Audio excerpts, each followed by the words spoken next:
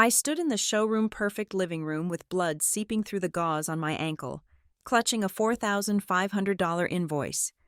My father never looked up from his model boat. He simply polished the wood and delivered the sentence that froze my blood. "You are 28 years old." He said, "Be an adult." He had no idea that I was holding a weapon. As my family celebrated their perceived victory, they were unknowingly tightening their own noose. My name is Peyton Smith, and standing in the foyer of my parents' house that afternoon, I felt less like a daughter and more like a stain on their pristine white carpet.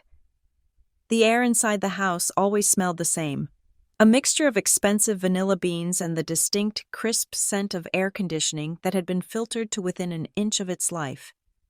It was the smell of money. It was the smell of a life where sweat and dirt were things that happened to other people, usually the ones hired to tend the lawn or scrub the toilets. I adjusted my grip on the aluminum crutches, the rubber pads dug into my armpits, a dull ache that competed with the sharp, rhythmic stabbing sensation radiating from my right ankle. I had wrapped it in gauze and an ace bandage, but I could feel the dampness of fresh blood seeping through the layers. I had forgotten to double-check the dressing before I dragged myself out of my car. And now, looking down, I saw a faint crimson bloom expanding just above the Velcro of my walking boot. It was ugly. It was visceral. It was everything this house was not. My father, Graham Ward, was in the sunken living room. He did not look up when the ferrule of my crutch clacked loudly against the marble tile of the entryway. He was seated in his leather armchair, the one that cost more than my first 2 cars combined, hunched over the coffee table. He was working on his latest obsession, a scale model of a vintage wooden sailboat. His hands, manicured and steady, held a pair of tweezers with the reverence of a surgeon. He was applying a microscopic brass railing to the deck of the ship. I took a breath. It rattled in my chest. I had rehearsed this speech in the car. I had calculated the tone I needed to strike. Not desperate, because desperation disgusted him. Not entitled, because entitlement angered him. I needed to be factual, transactional. That was the only language spoken in the Ward household. I hobbled down the 2 steps into the living room. My mother, Veronica, was draped across the linen sofa, flipping through a heavy architectural magazine. She wore a silk blouse that shimmered in the afternoon light pouring through the floor-to-ceiling windows. She glanced at me, her eyes flicking instantly to my foot, then up to my face, her expression tightening just a fraction. It wasn't concern. It was the look one gives a waiter who has dropped a fork, a mild inconvenience. "Hello, Peyton," she said, her voice dry. "You're tracking dirt." "It's not dirt," I said, my voice tighter than I intended. "I need to talk to you both. It is important." Graham finally looked up. He set the tweezers down on a velvet cloth. He took off his reading glasses and rubbed the bridge of his nose. "We are going to dinner at the club in an hour. Peyton, make it quick." I moved forward, balancing precariously on my good leg, and placed the piece of paper on the glass coffee table, right next to his model ship. It was a surgical estimate from the county hospital. "I tore 2 ligaments in my ankle," I said. I tried to keep the tremor out of my voice. "The doctor said if I don't get surgery within the week, the damage will become permanent. I won't be able to walk without a cane, ever again. The total cost, after what my basic insurance covers, is $4,500. I have to pay it up front to book the operating room." The number hung in the air. $4,500. To most people I knew. To my friends struggling with rent in the city. That was a fortune. It was an insurmountable mountain. But in this room, in this zip code just outside of Dallas, it was nothing. It was a rounding error. It was the price of the Persian rug my crutch was currently resting on. It was less than the cost of the wine catering for their last Christmas party. My father reached out and picked up the paper. He didn't read the medical diagnosis. He didn't look at the diagram of the torn tissue. His eyes went straight to the bottom right corner. He stared at the number, then let the paper flutter back onto the table. He picked up his tweezers again. "That is unfortunate timing," Graham said. He sounded bored. "Truly unfortunate. Unfortunate? I repeated. Dad, I can't walk. I can't drive. I can't work properly. We just put a deposit down this morning, he said, turning his attention back to the tiny wooden ship. $25,000. It is a slip fee for the new yacht club opening next season. It is strictly non-refundable. If we pull out now, we lose the spot and the money. The waiting list is 3 years long. I stared at him. The silence in the room seemed to stretch, thin and taut like a wire. You spent $25,000 on a parking spot for a boat you don't even own yet? It is an investment in our social standing. Peyton, my mother chimed in, not looking up from her magazine. You wouldn't understand. Networking requires presence. I need $4,500 to fix my leg, I said, my voice rising. I am not asking for a boat. I am asking to be able to walk. You are 28 years old, Graham said. He didn't raise his voice. He didn't have to. His tone was heavy, final, like a judge slamming a gavel. You have a job. You have savings, or you should. If you don't, that is a failure of your own management. I had savings, I said. I spent them when the transmission on my car blew out last month. You know that. I told you that. My mother sighed, a loud theatrical exhalation. She closed her magazine and looked at me with cold, pale eyes. And whose fault is that? We told you not to buy that used sedan. We told you it was a trash heap, but you insisted on being independent. You insisted on moving into that studio apartment downtown instead of staying in the guest wing.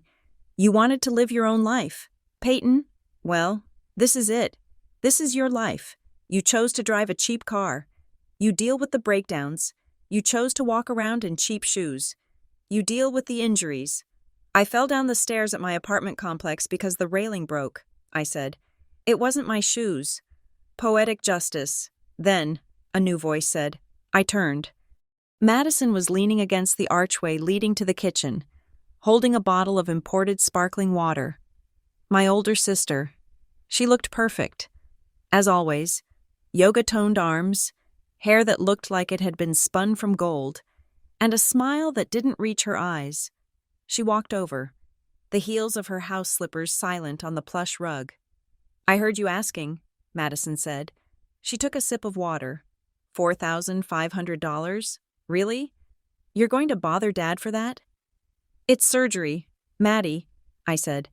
So sell your stuff. She shrugged. Sell that laptop you are always glued to. What do you even do on that thing?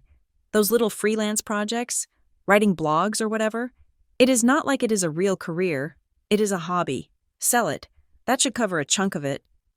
My hands tightened on the grips of my crutches until my knuckles turned white. My laptop. The machine that held my life. The machine that held the work they knew nothing about. I need the laptop to work, I said through gritted teeth. If I sell it, I have zero income.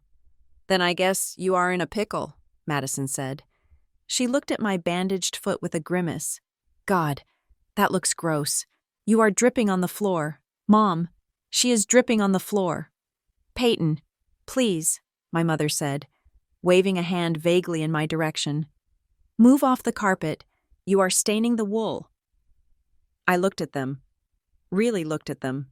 I looked at Graham, meticulously gluing a piece of wood no bigger than a fingernail, worrying about a $25,000 yacht club fee while his daughter stood in front of him with a broken body. I looked at Veronica, more concerned with the weave of her carpet than the functionality of my limbs.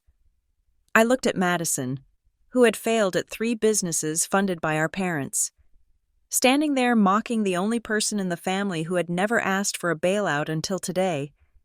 A strange sensation washed over me. It wasn't sadness. It wasn't even anger. Not in the hot, fiery way I was used to. It was something colder. It was a clarifying chill, like stepping out of a sauna into a snowstorm. It froze the tears that were threatening to form behind my eyes. So the answer is no, I said. It wasn't a question. The answer is, grow up, Graham said.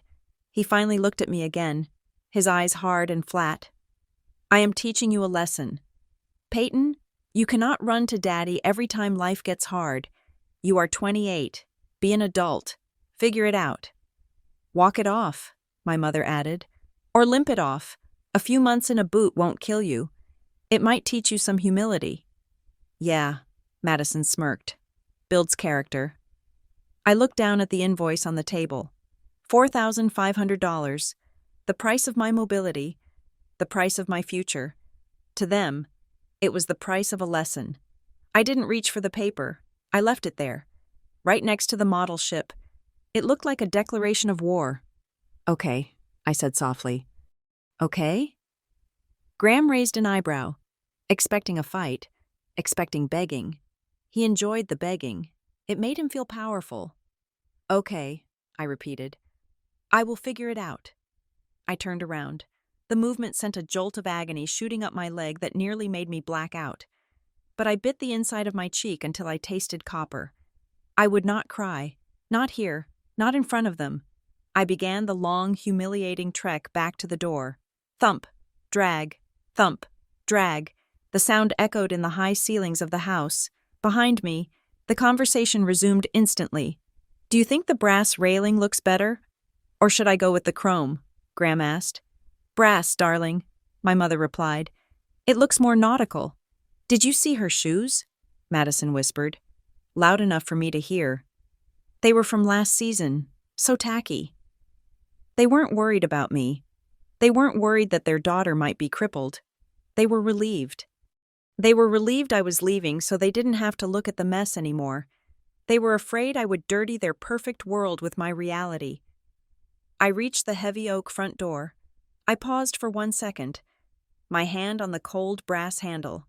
In that second, something inside me snapped.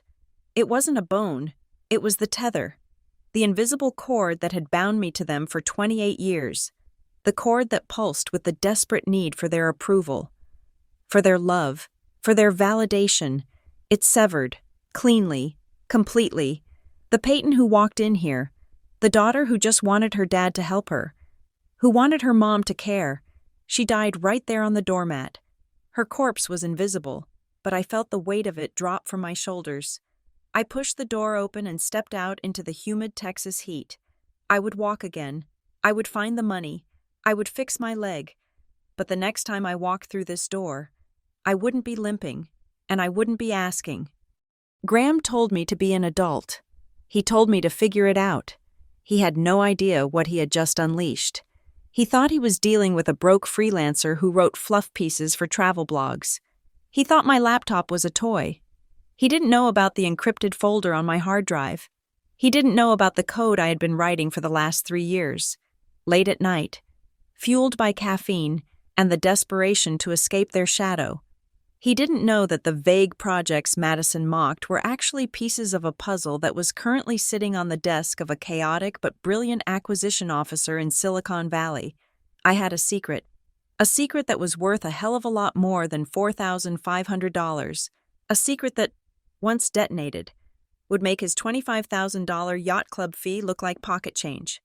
I swung my crutches forward, my jaw set like stone.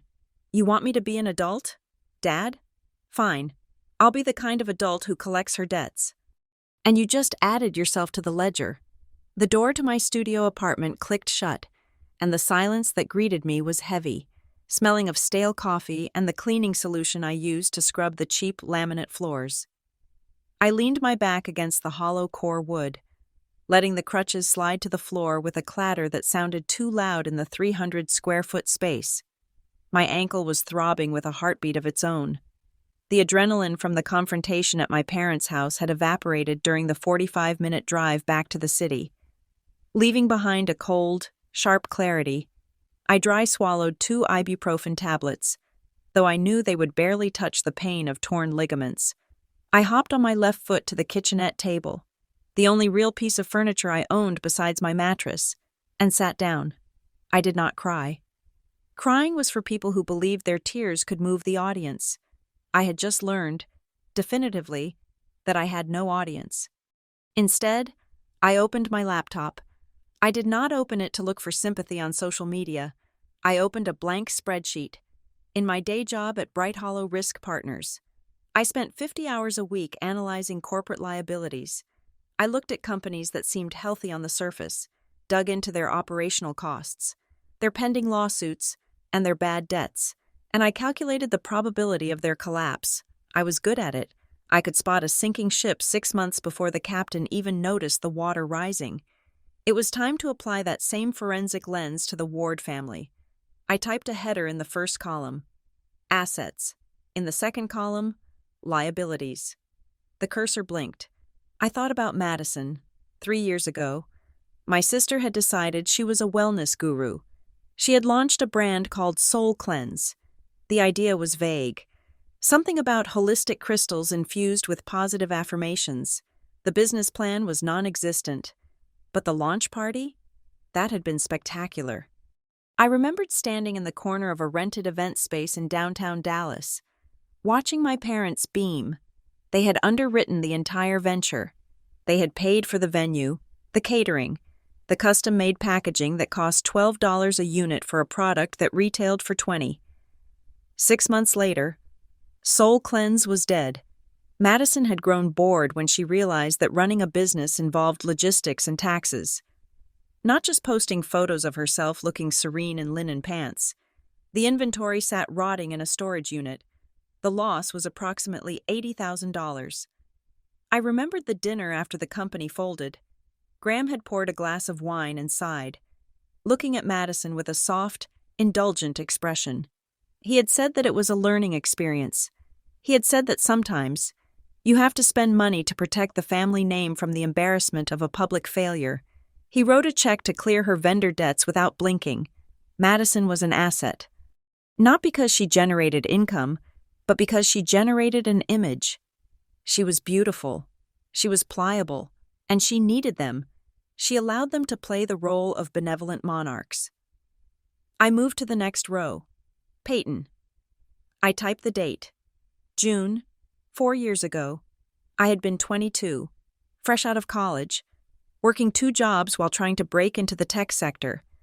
My car, a beat-up sedan with 150,000 miles on it, had blown a head gasket. The repair bill was $2,000. I did not have it.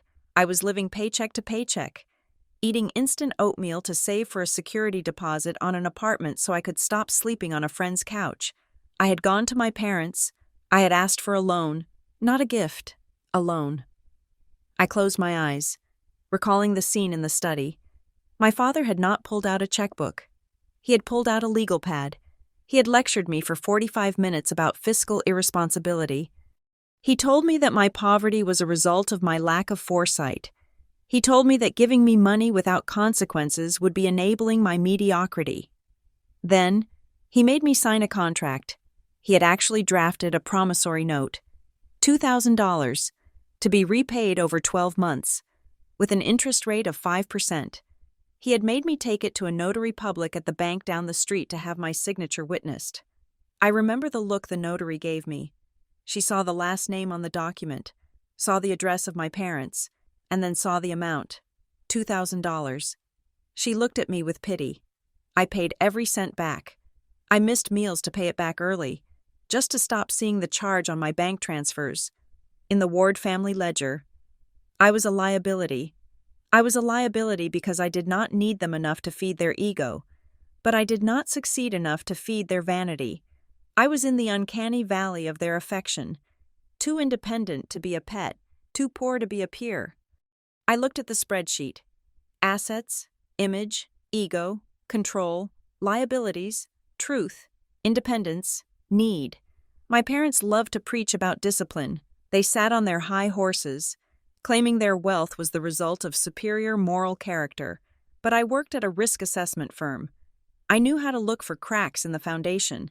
I thought about the fights I used to hear through the walls when I was a teenager. They were never about love or infidelity. They were always about cash flow. I remembered my mother screaming about a credit card being declined at a charity auction. I remembered my father shouting about moving money between accounts to cover a temporary gap. They lived loud. They bought boats they did not use and joined clubs they did not like, because the silence of a smaller life terrified them. They were leveraged. I did not have the proof yet, not on paper, But my gut, honed by years of staring at red flags in corporate portfolios, told me they were bleeding. And now, they had set a trap for me. I looked at my own bank account on the screen. I had exactly $1,200 in checking. My rent was $1,500, due in 10 days. The surgery was $4,500. If I paid for the surgery, I could not pay rent. I would be evicted. I would have to move back home. I would be under their roof, eating their food, listening to their lectures. Stripped of my autonomy, I would be the crippled daughter who failed at life, the object lesson for Madison to sneer at. If I did not pay for the surgery, I would keep my apartment, but I would be physically broken. I would limp forever. A constant, painful reminder of the week I asked for help and received a lecture. It was a perfect squeeze. It was designed to break me. They wanted me to come back on my knees. They wanted to buy my submission, but they wanted the price to be my dignity, not their cash. I stared at the blinking cursor. No. I was not going to be a liability on their balance sheet anymore. I was going to be the auditor. If they looked at me and saw a bad investment, then I would show them what happens when a bad investment matures into a hostile takeover. I minimized the spreadsheet. I moved the mouse to a folder buried deep in my directory structure. It was labeled simply System 32, a generic name designed to look like a boring operating system file to anyone snooping. I double-clicked it. Inside was a project I had been building for 18 months. My family thought my freelance work was writing travel blogs or designing logos for bake sales. They heard the word freelance and heard unemployed. They heard computer and thought video games. They did not know that for the last year and a half. I had been contracting as a shadow developer for a data security firm based in Seattle. They did not know that I wasn't just writing code. I was building a proprietary algorithm for encrypting high-frequency financial transaction data. I had solved a latency problem that had been plaguing the industry for 5 years. I had figured out how to verify the data packets without slowing down the trade execution. It was unsexy, invisible, and incredibly boring to explain at a dinner party. It was also incredibly valuable. I opened the email client. There was a thread I had been staring at for weeks, too afraid to pull the trigger, too afraid that if I succeeded, I would lose the safety net of my anonymity. I had been afraid that if I made real money, I would turn into them, but I wasn't them.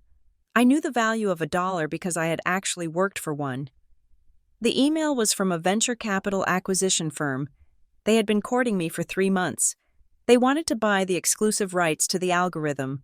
The offer was not just a paycheck. It was a life-changing event.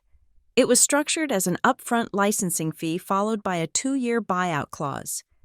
I had hesitated because the contract required a final review of the code architecture, a process that would take sleepless nights to prepare. I had hesitated because I thought maybe, just maybe, I could keep living my quiet, small life without needing to enter the shark tank of high finance, but the quiet life was over. The quiet life had died in the foyer of my parents' house. I hit reply on the email. My fingers flew across the keyboard. I am ready to proceed with the acquisition talks, I typed. However, my terms have changed. I require an expedited closing process. I want the initial liquidity event structured within 30 days. In exchange, I am willing to offer a 5% discount on the back-end royalties. I read it over. It was professional. It was cold. It was the voice of someone who knew what they were holding. I sent the email. Then, I opened a new browser tab. I searched for personal injury and commercial liability lawyers Dallas. I scrolled past the ambulance chasers with their billboards and catchy jingles. I was looking for a shark. I was looking for the kind of lawyer who wore suits that cost more than my car and who specialized in complex asset recovery. I found a name, Avery Locke. The website was sparse, black text on a white background, no smiling faces, no promises of, "We fight for you." Just a list of successful verdicts in commercial litigation and family trust disputes. I wrote down the number. I looked down at my ankle. It was throbbing violently now, a reminder of my weakness. But my mind was a fortress. My parents thought they were teaching me a lesson about money. They thought they were teaching me that money was a tool for control, a leash to keep people in line. They were right. Money was a weapon. And for the first time in 28 years, I was about to be the one holding the gun. I checked my bank balance one last time, $1,200. It wasn't enough for the surgery. It wasn't enough for rent. But it was enough to buy a suit. It was enough to pay the consultation fee for Avery Locke. I would find the money for the surgery elsewhere. I would sell the furniture. I would sell my car if I had to. I would walk into a loan shark's office if that was what it took. I would do whatever was necessary to fix my leg, because I needed to be able to walk into the boardrooms I was about to enter. My family had written me off as a bad debt. They had marked me down to zero. They had no idea that I had been keeping my own books, and in my ledger, the interest on their cruelty had been compounding for decades. It was time to collect. The knock on my door came 3 hours after I had returned from my parents' house. It was not the authoritative, impatient pounding my father used, nor the sharp, rhythmic rap of my mother's knuckles. It was a hesitant sound, barely louder than the hum of my refrigerator. I levered myself off the mattress. My ankle was now a distinct, angry purple above the bandage, and the throbbing had synchronized with my heartbeat. I grabbed the crutches, the aluminum cold against my palms, and swung my way to the door. When I opened it, the smell hit me first. It was the scent of industrial hand cleaner, engine grease, and stale tobacco. It was the smell of hard work. Ethan stood there. My younger brother looked 5 years older than his 24 years. He was wearing his work coveralls, the name patch on the chest stained black with oil. His hair was messy, matted down where a baseball cap had been sitting all day. He looked at my face, then his eyes dropped to my foot. He stared at the blood-spotted gauze for a long moment, his jaw working silently. "Hey, Pate," he said, his voice rough.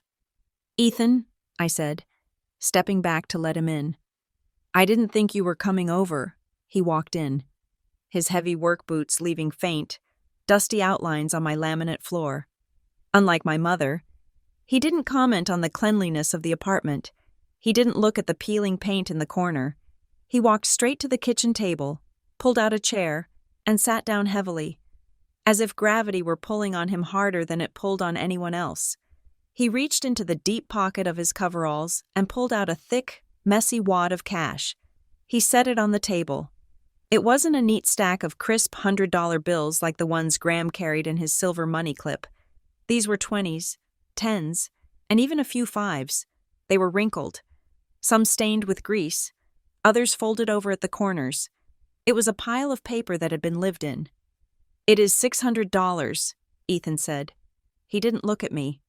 He looked at his hands, which were scrubbed raw, but still had dark crescents of oil under the fingernails.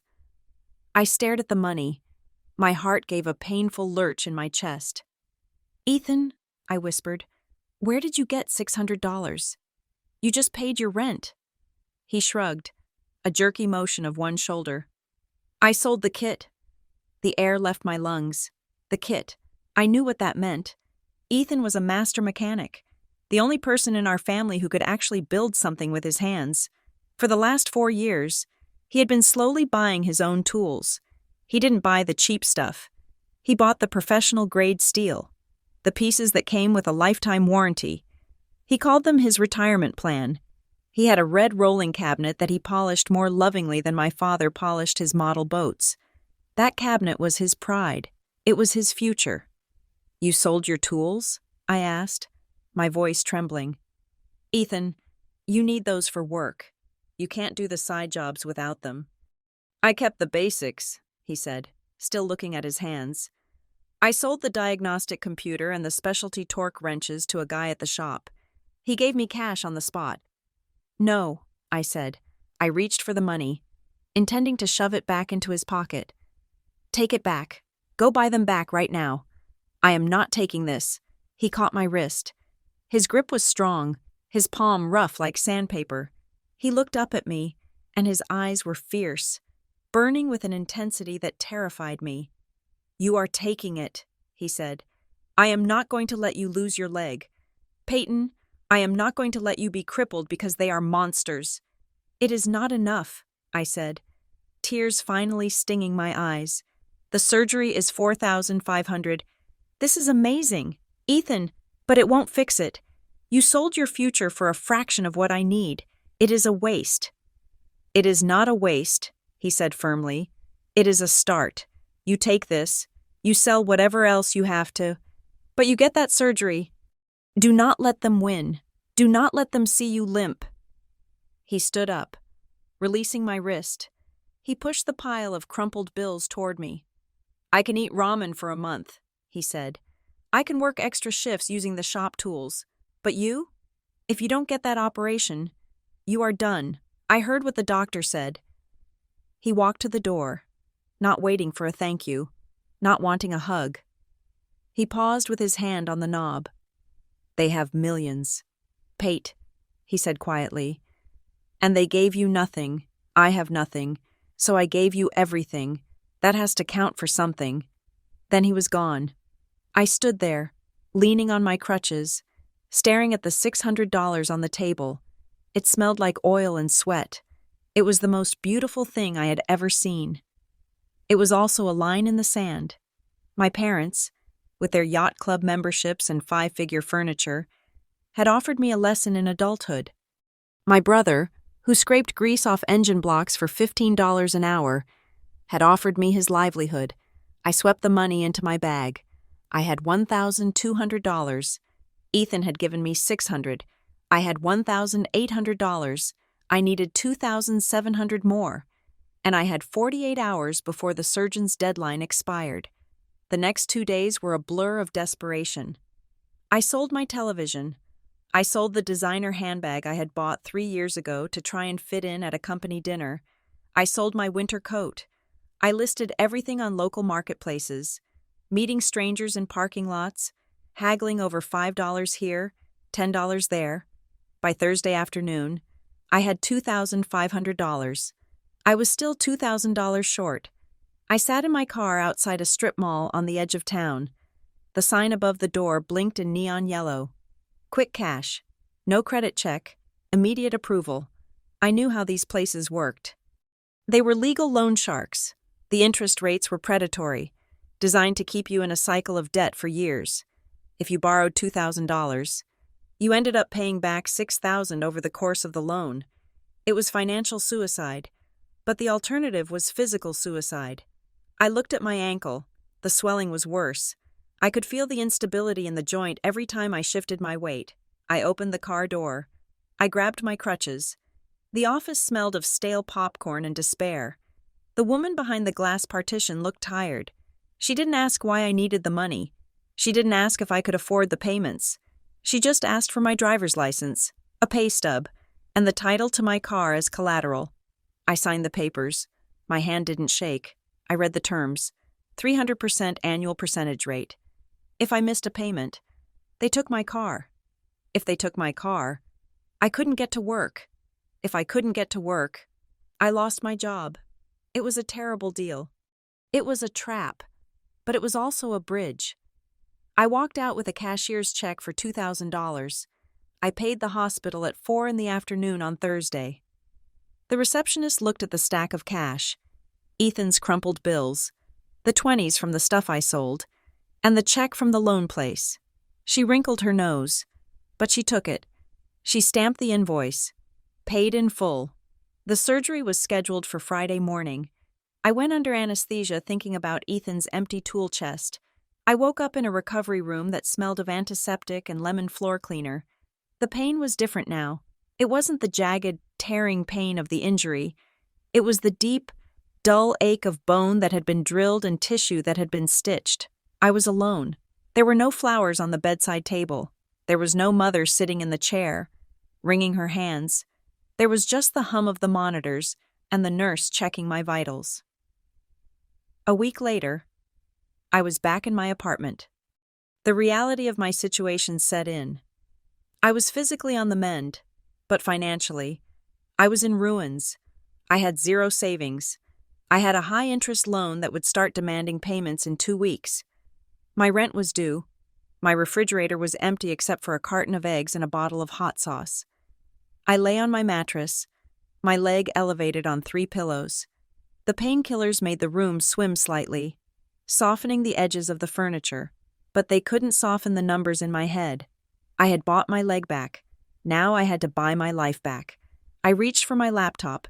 It was the only thing of value I hadn't sold. Madison had told me to sell it. She had called my work little projects. I opened the screen. The blue light washed over my face in the dark room. I navigated to the secure email server. The draft I had written before the surgery was still there. The response from the acquisition firm had come in 2 days ago. They were interested in the expedited timeline. They were willing to accept the discount on royalties for a faster closing. They wanted a proof of concept demonstration. They wanted me to upload the core kernel of the encryption algorithm to a secure sandbox environment so their engineers could verify it worked. I looked at the file. This was it. This was the work of 3 years. This was the thing I had built while my family was busy attending galas and buying boats. This was the product of the nights I stayed in while they went out. I wasn't just selling code. I was selling the only leverage I had against the world. If I did this, there was no going back. I would have the money. I would have enough money to pay off the loan shark. I would have enough money to buy Ethan a whole new garage. Not just a tool set. I would have enough money to buy the mortgage on my parents' house 5 times over. But money changes people. I had seen what it did to my father. It made him cruel. It made him blind. I hesitated, my finger hovering over the enter key. Then I looked at the empty spot on the floor where my television used to be. I thought about Ethan's greasy, crumpled $600. I thought about the 300% interest rate on the check I had signed. I wasn't my father. I would never be my father. He used money to build walls. I was going to use it to build a wrecking ball. I typed in the decryption key. The upload bar appeared on the screen. 0%, 10%, 50%. Upload complete. The screen flashed. I sent the follow-up email to the lead counsel at the acquisition firm. The asset is in the sandbox. I wrote, "You have 48 hours to verify. After that, the price goes up 10% for every day of delay." I closed the laptop. The pain in my ankle throbbed, a sharp, rhythmic reminder of the cost of admission to this new life. I lay back in the dark, listening to the sirens wailing in the distance. My family thought I was lying here defeated, broken by a $4,500 medical bill. They thought they had taught me a lesson about being an adult. They were right. I had learned the lesson. I had learned that being an adult meant doing whatever was necessary to survive. And now that I had survived, it was time to thrive. The money wasn't falling from the sky. It was rising from the dirt, just like me. And when it finally hit my account, the ground beneath the Ward family estate was going to shake. The notification arrived on my phone at 9 a.m. on a Tuesday. I was sitting at my kitchen table, my leg propped up on a stack of cushions, staring at the calendar. The interest payment for the loan shark was due in 48 hours. The bold red circle I had drawn around the date looked less like a reminder and more like a target on my back. The email did not look like a lifeline. It looked like spam. The subject line read simply, "Update regarding Project 89. My heart hammered against my ribs. To anyone else, Project 89 sounded like a zoning ordinance or a construction schedule. But to me, it was the code name for the encryption bridge I had been building in the dark for 3 years. It was the freelance project my sister had sneered at. It was the reason I had dark circles under my eyes that no amount of concealer could hide. I clicked open the email. It was from the legal counsel of the acquisition firm in Seattle. There were no pleasantries. There was no fluff. There was just a PDF attachment labeled Execution Copy and a short body of text instructing me to sign via secure digital signature. I opened the PDF. I scrolled past the 20 pages of definitions and indemnities. I scrolled past the non-compete clauses and the intellectual property assignment language. I went straight to Schedule A, purchase price. I stopped breathing. I had negotiated hard. I had bluffed. I had told them I was willing to walk away, but seeing the number in black and white, written out in standard legal font, was a physical shock. $1,200,000. That was the upfront payment. Below it, there was a secondary figure, $300,000 in milestone bonuses, contingent on the integration of the software over the next 6 months, $1.5 million total value. I stared at the screen until the pixels started to blur. I wasn't looking at numbers. I was looking at freedom. This wasn't lottery money. This wasn't an inheritance dropped into my lap because someone died. This was sweat equity. This was every Saturday night I stayed home while my friends went to bars. This was every lunch break I spent coding in my car. This was the value of my mind, quantified. If I told my parents, the dynamic would change instantly. I knew exactly how the script would play out. My mother would suddenly discover that she had always been proud of my tech savvy. My father would offer to manage the portfolio for me, folding it into his assets to maximize tax efficiency, which really meant stripping me of control. Madison would suddenly need a partner for her next doomed venture. They would love me, but they wouldn't love Peyton the daughter. They would love Peyton, the ATM. I closed the laptop. I didn't scream. I didn't call anyone. I sat in the silence of my cheap apartment, listening to the hum of the refrigerator, and felt a cold, hard resolve settle in my chest. They would never know. Not until I wanted them to. I picked up my phone. I didn't call the bank.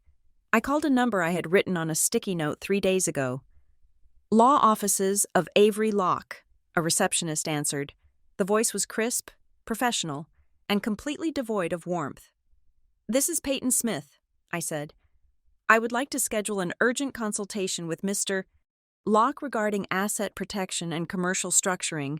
I can wire the retainer immediately." "Mr. Locke is booked until next month," the receptionist said. "Tell him I have a 7-figure liquidity event occurring in 3 days," I said, my voice steady. "And tell him I need a ghost structure. I will pay double his hourly rate for an immediate appointment." There was a pause, a long, expensive silence. "Can you be here at 2 o'clock? I smiled. "I will be there." I took an Uber to the appointment. I couldn't drive with my boot, and I certainly wasn't going to limp into a high-stakes meeting sweating from the bus stop. The office was in a glass tower in the Arts District, the kind of building that looked down on the rest of Dallas, both geographically and metaphorically. The lobby was all slate and chrome. When I hobbled into the reception area on my crutches, the receptionist didn't sneer like my family would have. She looked at the crutches, then looked at my face, and nodded respectfully. In this world, money didn't care if you were limping. Money only cared if you were paying. Avery Locke was a man who looked like he had been carved out of granite and dressed in Italian wool. He was perhaps 50, with silver hair cut close to his scalp and eyes that were the color of a frozen lake. He didn't offer sympathy for my leg. He simply gestured to a leather chair. "Ms. Smith," he said. His voice was deep, a baritone that commanded attention. "You mentioned a liquidity event." "I am selling a proprietary software algorithm to a firm in Seattle," I said. "The funds will be released into escrow on Friday. I need to make sure that when that money hits, my name is nowhere near it." Locke leaned back, steepling his fingers. "Tax avoidance?" "Privacy," I corrected. "Family privacy." He watched me for a moment, assessing. He was a shark, and he recognized the scent of blood in the water. But he also recognized a paying client who knew what she wanted. "We can set up a blind trust," Locke said. "The trust will own a limited liability company. The LLC will have a generic name. I will serve as the trustee. Your name will appear only on the internal operating agreement, which is not a public record in Texas. To the outside world, you are a ghost. The money belongs to the company. The company belongs to the trust. The trust is managed by me." "Good," I said. "I want the LLC formed today. Call it something boring, something that sounds like a landscaping firm or a pool cleaning service." "Blue Spruce Holdings," he suggested without missing a beat. "Perfect," I said. "Now, there is a second matter." I reached into my bag and pulled out a folder. It contained everything I knew about my family's finances. It wasn't much. Just public records of their address, the names of their businesses, and Madison's defunct company filings. I want to hire your firm for a forensic review, I said. Locke raised an eyebrow. On whom? Graham and Veronica Ward, I said. And Madison Ward. Your parents? Locke asked. There was no judgment in his tone, only clarification. Yes, I said. And my sister. This is unusual, Locke noted. Usually, clients come to me to hide their assets from their family, or to sue their family for stealing assets. You are asking me to investigate people who, presumably, you are still in contact with. I have reason to believe their financial situation is not what it appears to be, I said. I want to know everything. I want to know about every mortgage, every lien, every credit line, every lawsuit they have settled or are currently fighting. I want to know if they are solvent. Locke picked up the folder. He opened it and glanced at the names. Graham Ward, he is the one with the import business? And the real estate portfolio? That is the one, I said. He is a member of the downtown club, Locke said. I have seen him there. He just put a $25,000 deposit on a yacht club membership, I said, while refusing to lend me $4,000 for surgery. Locke looked at my bandaged foot, then back at my face. A flicker of understanding passed through his eyes. It wasn't pity, it was respect. He understood leverage. You want to know if he can afford the boat, Locke said. I want to know if he can afford the house he is sleeping in. I said, I want you to dig deep. I want you to pull the public lien records. Check the county clerk records for secondary liens. Look for payday loans disguised as commercial credit. I want to know who really owns Graham Ward. And when we find this information? Locke asked. What is your objective? Do you intend to bail them out? Are you looking to intervene before they collapse? I looked at the view outside the window. Dallas spread out below us, a sprawling grid of ambition and debt. No, I said coldly. I don't need to save them. I need to know where they are drowning. Locke stared at me for a long 5 seconds.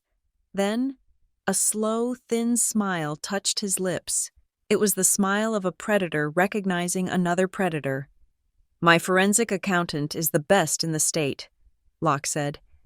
He used to work for the IRS before he realized the private sector pays better. If there is a penny unaccounted for, he will find it. How long? I asked. Give us 72 hours, Locke said.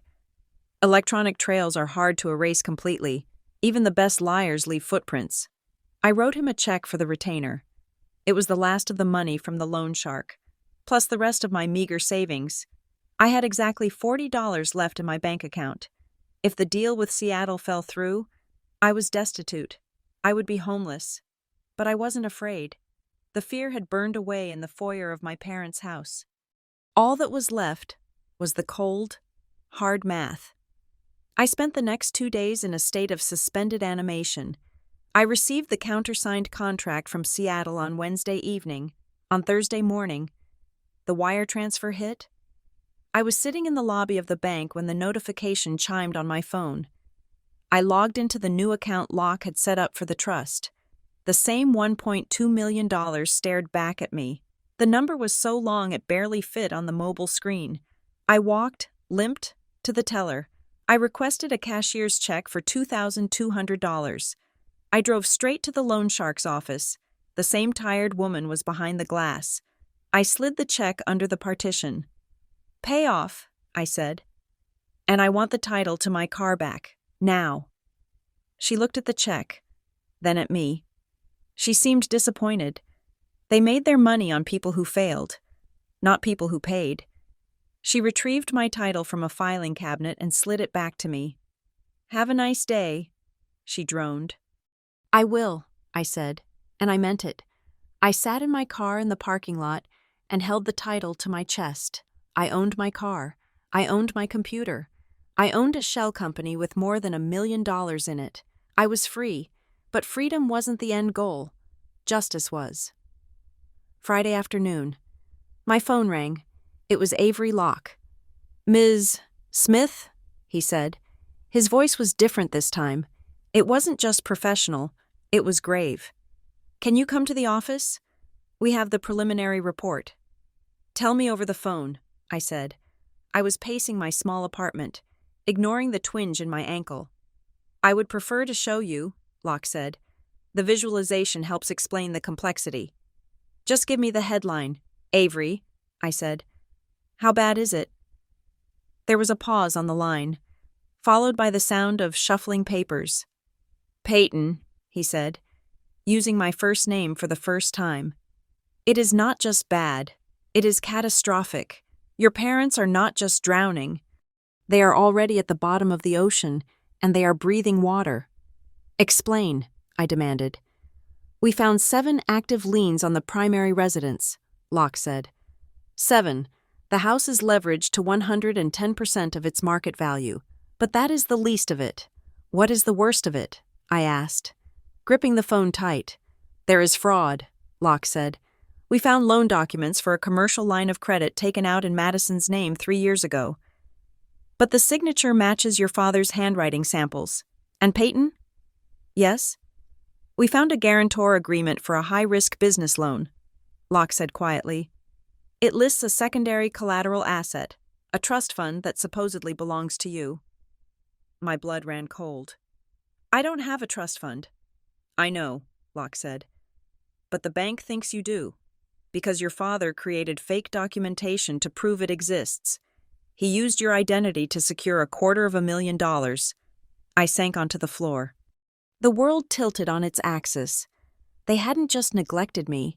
They hadn't just ignored me. They had stolen me. "I am coming in," I said. "Don't close the file. I want to see everything." "We will be waiting," Locke said. "And Ms. Smith? You were right." "About what?" "You said you didn't need to save them," Locke said. "That is good, because legally speaking, there is nothing left to save."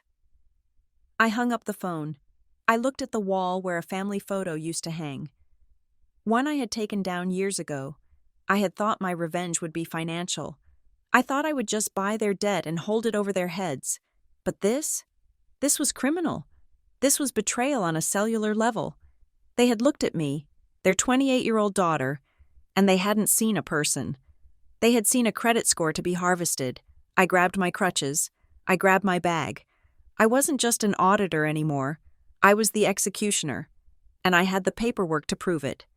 The conference room table was made of mahogany, polished to a shine so deep it looked like a dark pool of water. Spread across its surface was the autopsy report of my parents' life. It wasn't a medical file, but it was just as lethal. It was a stack of financial disclosures, credit reports, and lien filings 3 inches thick. Avery Locke sat opposite me, his hands clasped, watching me read. He didn't speak.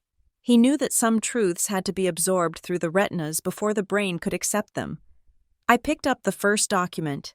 It was the title search for the house, the sprawling, colonial-style estate in Highland Park that my mother treated like a museum, the house where I wasn't allowed to sit on certain chairs, the house that was supposed to be the fortress of the Ward dynasty.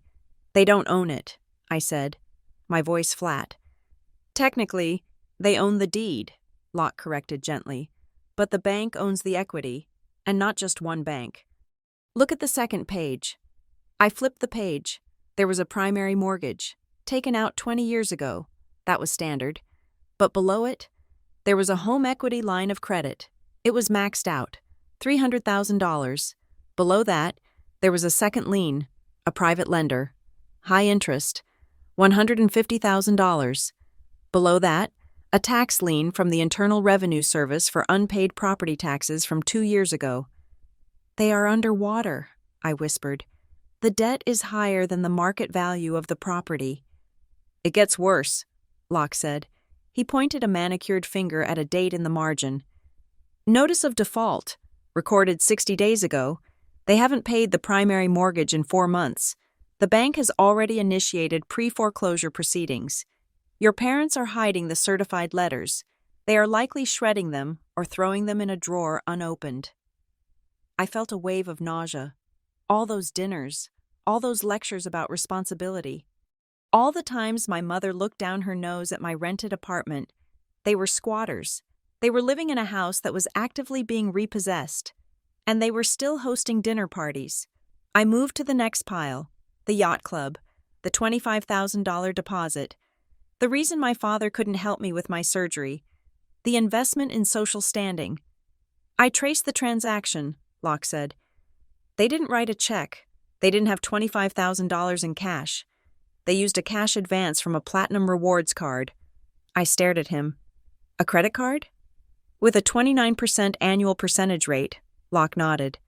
They borrowed money at usury rates to pay a non-refundable deposit for a boat slip they can't afford. For a boat they don't own. They are paying roughly $600 a month just in interest to maintain the illusion that they have $25,000 to burn. I laughed. It was a dry, cracking sound. He told me he put the money down. He made it sound like he moved funds from an investment account. He swiped a card. It is a house of cards. Peyton, Locke said, and the wind is blowing. I picked up the file on Madison, my beautiful, perfect sister, the entrepreneur, the one who told me to sell my laptop. Madison Ward's consulting firm, Locke said, sliding a spreadsheet toward me. It has no external clients. 0. The only revenue coming into her business account is from your father's company. He transfers money he borrowed against the house into his business, then pays Madison's company for marketing services that don't exist. She then uses that money to pay her car lease and her credit cards. It is a circle, I said. A circle of debt. It is money laundering for the incompetent, Locke said brutally. They are bleeding the equity out of the house to fund her lifestyle, and she is reporting it as business income to get new loans. It is fraud. It is sloppy, desperate fraud. Then came the document that made the air leave the room. Locke didn't slide this one. He handed it to me personally. This is the one we discussed on the phone, he said softly. It was a loan application for a commercial bridge loan, $250,000. Dated 3 years ago. The borrower was Graham Ward. The guarantor was Peyton Smith. I looked at the signature at the bottom. It was my name. It was my loop on the P, my sharp cross on the T, but I hadn't signed it. I had been in Austin that week, working a double shift at a help desk. He forged it, I said. The anger didn't flare up. It settled in my gut like a heavy stone. He forged my signature. He did more than that, Locke said. Look at the collateral listing. I looked. Listed under my name was an asset. Smith Grandparent Trust, beneficiary interest. I don't have a trust for my grandparents, I said. They died broke. Your father created fake trust documents, Locke explained. He fabricated a paper trail showing you had access to $250,000 in assets. Then he used your identity to guarantee his loan. He used you as a human shield. If he defaults on this loan, and he is close to it, the creditors won't just go after him. They will come after you. They will sue you for assets you don't even have. And when they find out the trust is fake, you could be implicated in the fraud for misrepresenting your assets. I closed my eyes. It wasn't just that they didn't love me. It was that they were willing to sacrifice me. I was nothing more to them than a fresh credit score to be harvested when theirs ran dry. They had jeopardized my future, my freedom, to buy another few months of pretending they were royalty. And Ethan? Is Ethan in here? I asked, my voice trembling. We found an inquiry on his credit report, Locke said. It looks like they tried to add him to a car lease last year, but his debt-to-income ratio was too high because of his student loans, so the bank rejected it. His poverty saved him. I put the paper down. So, I said, they are insolvent, they are criminals, and they are living on borrowed time. Correct, Locke said. The banks are getting impatient. I spoke to a contact at the primary lender holding the mortgage and the business loans. They are preparing to bundle the debt. They classify it as toxic. They want it off their books before the quarter ends. They are looking to sell the note to a collection agency or a distressed asset fund. They will sell it for pennies on the dollar just to recoup something. He looked at me. Usually, this is where the client asks me how to insulate themselves, Locke said. We can file a police report for the identity theft. We can prove the forgery. We can sever you from this mess. You walk away clean. And they go to prison or the street. I looked at the documents. I looked at the signature that wasn't mine. I thought about the $4,500. I thought about the be an adult speech. If I walked away, they would crash. They would lose the house. They would be humiliated, but they would also be victims. They would spin the story. They would tell their friends at the club that the economy ruined them, that the banks were predatory. They would play the martyrs. They would never understand what they did to me. They would never feel the weight of the boot on their neck because they would just blame gravity. I didn't want them to be victims. I wanted them to be tenants. I don't want to file a police report, I said. Locke raised an eyebrow. You want to let them get away with it? No, I said. I want to buy it. Locke went still. Excuse me? You said the bank wants to sell the debt, I said. You said they want it off their books. You said they would sell it cheap. They will, Locke said slowly, but usually, debt buyers are institutional investors. I have $1.2 million in a shell company, I said. Is that enough? Locke did the mental math. I could see the gears turning behind his gray eyes. The total face value of the debt, the mortgage, the business loans, the credit lines, is probably close to $3 million, he said. But given the default status, the lack of equity, and the desperation of the bank, we could probably acquire the entire portfolio for $800,000, maybe less if we offer immediate cash closing. Do it, I said. Peyton, Locke said, his tone shifting from lawyer to advisor. If you do this, you become their creditor. You step into the shoes of the bank. You will own the mortgage on their house. You will own the loan Madison is living off of. You will own the paper that has your forged signature on it. Exactly, and I said. I will own them. This is not a clean break, Locke warned. This is an entanglement. It is a hostile takeover, I corrected. They treated our family like a business where they were the CEOs and I was a disposable employee. Fine, I am buying the company. I stood up. My leg throbbed, but I barely felt it. I felt 10 feet tall. I want you to set up a new entity, I said. A holding company, nothing that sounds like me, nothing that sounds like revenge. Juniper Crest Holdings, Locke said. He had been listening. Juniper Crest Holdings, I repeated. It sounded like the kind of place my mother would want to live. It sounded like old money. It sounded safe. We will approach the bank tomorrow, Locke said. We will make a blind offer for the distressed asset bundle. The bank won't care who we are. They just want the cash. And my parents? I asked. When do they find out? Not yet, Locke said. A small, cold smile played on his lips. If we buy the debt, we become the landlord. We become the bank. We can call the loans. We can foreclose, or we can restructure, I said. We can give them new terms. We can make them sign a new agreement. An agreement with teeth. Locke agreed. I looked down at the stack of papers one last time. The lies, the theft, the arrogance. I want to make sure the purchase is watertight, I said. I want to own the air they breathe, and when we present the new terms, I don't want to be in the room. I want them to think they are being saved by some benevolent billionaire. I want them to think they got away with it again. Why? Locke asked. Because, I said, picking up my crutches. The fall is so much harder when you think you are flying. I walked to the door. Get the paperwork started. Avery, buy the debt.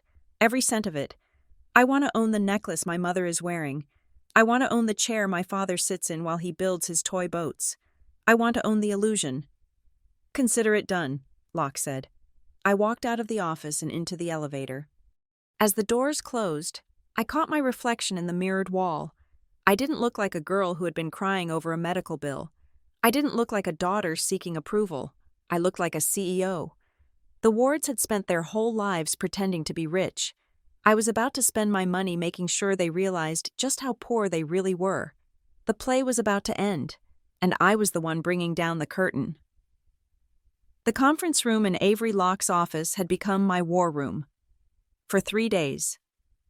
I sat there while the sun dragged itself across the Dallas skyline, watching the city turn from steel gray to burning orange and back to black. My ankle was propped on a leather ottoman, the swelling finally starting to recede, but the throbbing had been replaced by a different kind of pulse. It was the hum of adrenaline. It was the electric static of a hunt entering its final phase. Avery sat at the head of the table, his phone pressed to his ear, his voice dropping into that low, smooth register that sounded like expensive bourbon being poured over ice. He was speaking to a senior vice president at the regional bank that held the mortgage on my parents' house. "We are not interested in the individual performance of the assets," Avery was saying. "Juniper Crest Holdings is looking to acquire the entire distressed portfolio. We want the residential mortgage, the commercial lines attached to the Ward import business, and the unsecured notes, all of it. We are offering a clean cash exit, no contingencies, no inspection period.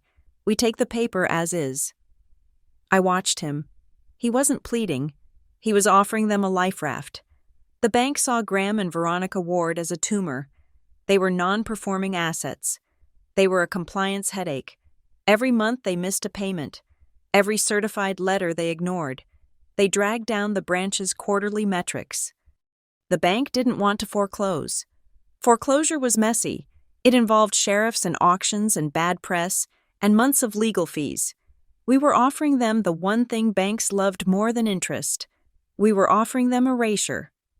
Avery listened for a moment, nodded once, and then covered the microphone with his hand. He looked at me. "They are asking for $900,000, he said. I looked at the spreadsheet in front of me.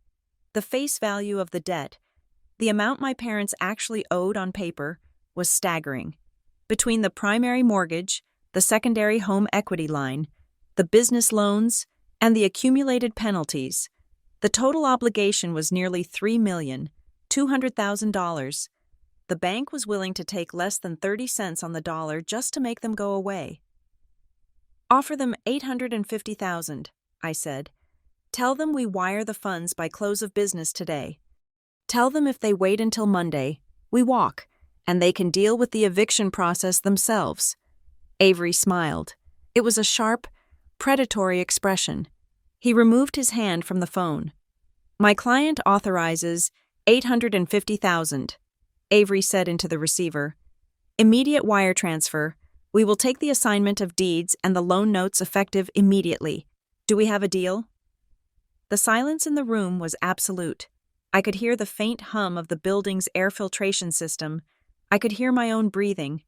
Then, Avery picked up a pen. He scribbled something on his legal pad. "Send over the purchase agreement," Avery said. "We will have the funds in escrow within the hour." He hung up the phone. "Congratulations, Ms. Smith," he said, his voice devoid of irony. "You just bought a $3 million problem for the price of a teardown in the suburbs." I didn't smile. I felt a cold, heavy weight settle in my stomach. It wasn't regret. It was the sheer magnitude of the power shift. 5 days ago, I had begged my father for $4,500. I had stood in his living room, crippled and bleeding, while he polished a toy boat and told me to be an adult. Now, I owned the roof over his head. I owned the chair he sat in. I owned the debt that fueled his ego. "What is the next step?" I asked. "Do we send the notice?" "Technically," Avery said, standing up to pour himself a glass of water. "As the new lien holder, Juniper Crest Holdings has the right to demand immediate payment of the arrears, since they are in default on multiple covenants. We can accelerate the loans. We can demand the full $3 million be paid within 30 days. When they can't pay, we foreclose. We put a lock on the door. We put their furniture on the lawn." I stared at the black glass of the window. I imagined it. I imagined the sheriff's deputies banging on the heavy oak door. I imagined my mother standing on the lawn in her silk robe, clutching her jewelry box, while the neighbors watched from behind their curtains. I imagined Madison screaming that it was a mistake. It would be satisfying. It would be a thunderclap of justice, but it wasn't enough. If I did that, Graham would spin the narrative. He would cry to his friends at the club. He would say the economy turned against him. He would say the bank was predatory. He would paint himself as the tragic hero, a martyr of the financial system. He would never admit he was wrong. He would never admit he had failed. He would just be a victim of circumstance. And I would be the villain, even if I stayed anonymous. The heartless investment firm would be the bad guy. "No," I said. "We don't foreclose. Not yet." Avery turned, glass in hand. "You want to let them stay?" "I want them to choose to leave," I said. "I want them to sign their own eviction.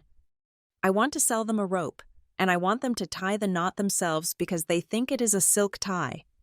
"Explain," Avery said. "My parents are addicts," I said. "They aren't addicted to drugs. They are addicted to status. They are addicted to the idea that they are special, that rules don't apply to them. That is why they are in this mess. They think they deserve the boat, the house, the lifestyle, regardless of the math." I tapped the file on the table. "If we attack them, they will dig in, they will fight. But if we flatter them, if we validate their delusion, they will hand us the keys." I looked at Avery. "I need a face." "A face?" "I can't walk into that house," I said. "They know me. They think I'm a failure. And you are a lawyer. Lawyers scare them. Lawyers mean trouble. I need someone who looks like salvation. I need someone who looks like the kind of person my mother wishes Madison was." Avery nodded slowly. "You need a front man, or a front woman." "I need a restructuring specialist," I said. "Someone high-end. Someone who deals with private wealth. Someone who can walk into a room wearing a $5,000 suit and make my father feel like he is being invited into an exclusive club. Not a bankruptcy hearing." Avery tapped his chin.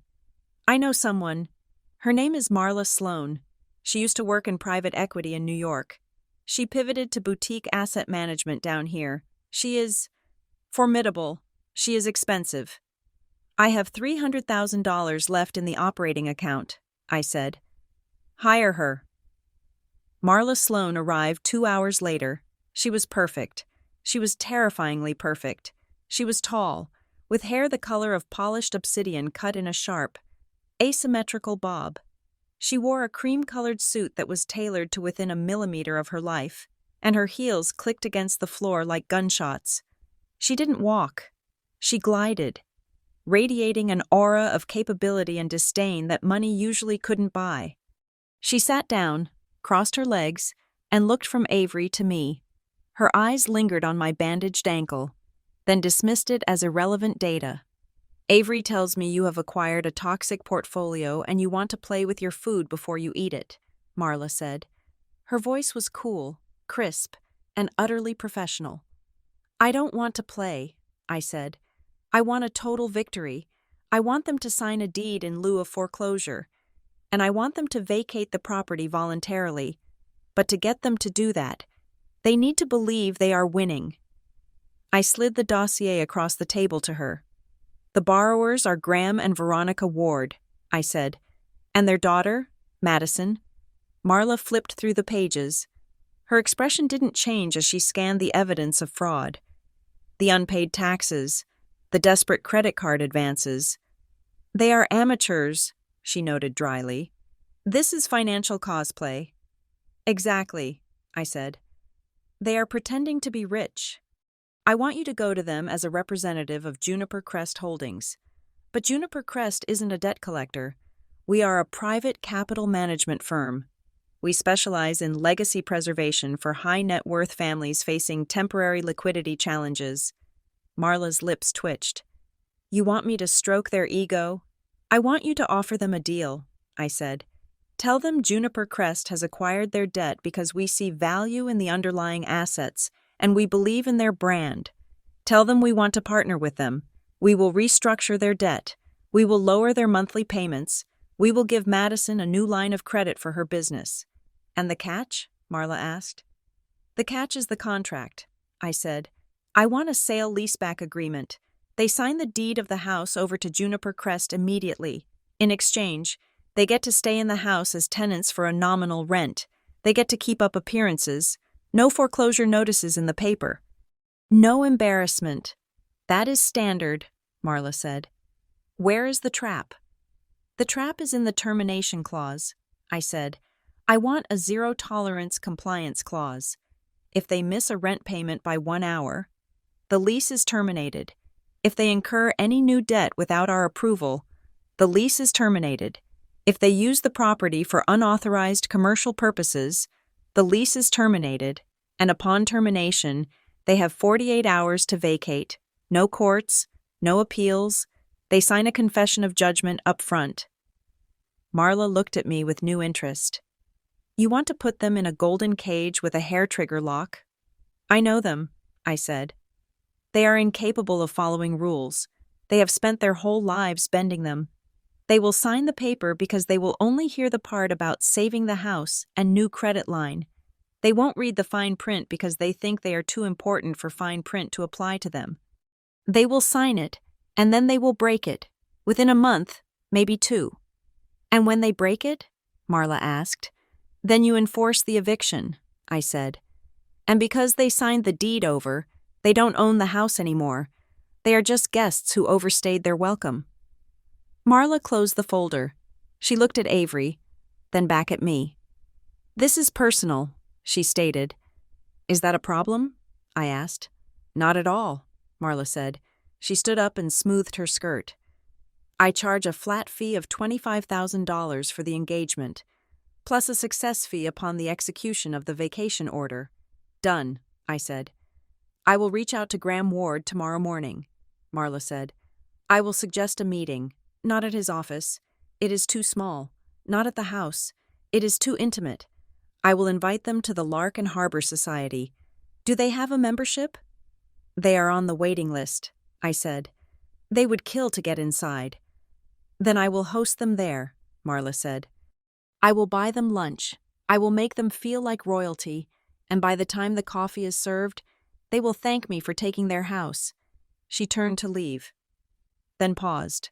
One question. Ms. Smith, she said, when the hammer drops, when they are standing on the curb, do you want to be there? I won't be on the curb, I said. I will be the one opening the door. Marla smiled. It was the first genuine smile she had shown. It was sharp and cold. I love a hostile takeover, when she left. The room felt quieter. Avery looked at the signed purchase order for the debt. You realize, he said quietly, that you just spent nearly $1 million to set a trap for your own parents. I didn't spend it. Avery, I said, picking up my crutches. I invested it. I am buying my freedom, and the price is cheap. I looked at the time. It was 7 p.m. At this very moment, my parents were probably sitting in that house, drinking wine they couldn't afford, toasting to their own cleverness, oblivious to the fact that the floor beneath their feet had just been sold to the daughter they discarded. They had told me to figure it out. They had told me to be an adult. I had figured it out. I wasn't just an adult. I was the landlord, and rent was due. The audio feed coming through my noise-canceling headphones was crystal clear. It was so high definition that I could hear the distinct, heavy clink of silver forks hitting bone china, and the murmur of polite, hushed conversation that served as the background noise for the ultra-wealthy. I was not at the Lark and Harbor Society. I was sitting in my darkened apartment, my leg elevated on a stack of pillows, staring at the spinning reels of a digital audio recorder on my laptop screen, but through the microphone concealed in Marla Sloane's brooch, I was in the room. The Lark and Harbor Society was the kind of place my parents had spent their entire marriage trying to infiltrate. It was a private club on the top floor of a heritage building downtown, where the walls were lined with mahogany, and the membership list was a closely guarded state secret. It smelled of old leather and older money. Mr. Ward, Mrs. Ward, Marla's voice came through the feed, smooth as velvet. Thank you for meeting me on such short notice. The crab cakes here are exceptional. I hope you don't mind that I took the liberty of ordering a starter. Not at all, my father's voice replied. He sounded expansive. He sounded like a man who owned the room. We are always happy to make time for potential partners. though I must admit, your call came as a bit of a surprise. We don't usually discuss our portfolio with external parties. I almost laughed out loud in my empty apartment. External parties. As if he were running a multinational conglomerate and not a failing import business that was drowning in red ink. We at Juniper Crest Holdings value discretion above all else, Marla said. I could hear the smile in her voice. It was the specific smile we had practiced, respectful, admiring, and utterly fake. We monitor the market for high-value assets that are experiencing, let us call it, temporary friction. We don't see debt, Graham. We see leverage waiting to be optimized. She used his first name. It was a calculated move. It created instant intimacy. Optimization is a philosophy I have always adhered to. Graham lied. What exactly is Juniper Crest proposing? We have acquired your debt bundle from the bank, Marla said. She dropped the bomb gently, wrapping it in layers of soft financial jargon. As of this morning, we hold the note on your primary residence, the commercial lines for the import business, and the outstanding bridge loans. We are your new creditor. There was a silence on the tape. I held my breath.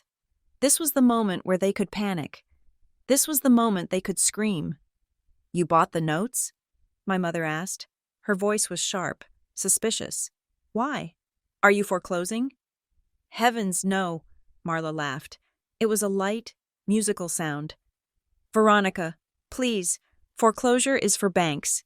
It is messy. It destroys value. We didn't buy your position to destroy you. We bought it to secure you. Secure us? Graham asked. We believe the Ward name has brand equity, Marla said. I had written that line for her. I knew it would hit my father right in the dopamine receptors. We believe that your current liquidity crunch is just a blip.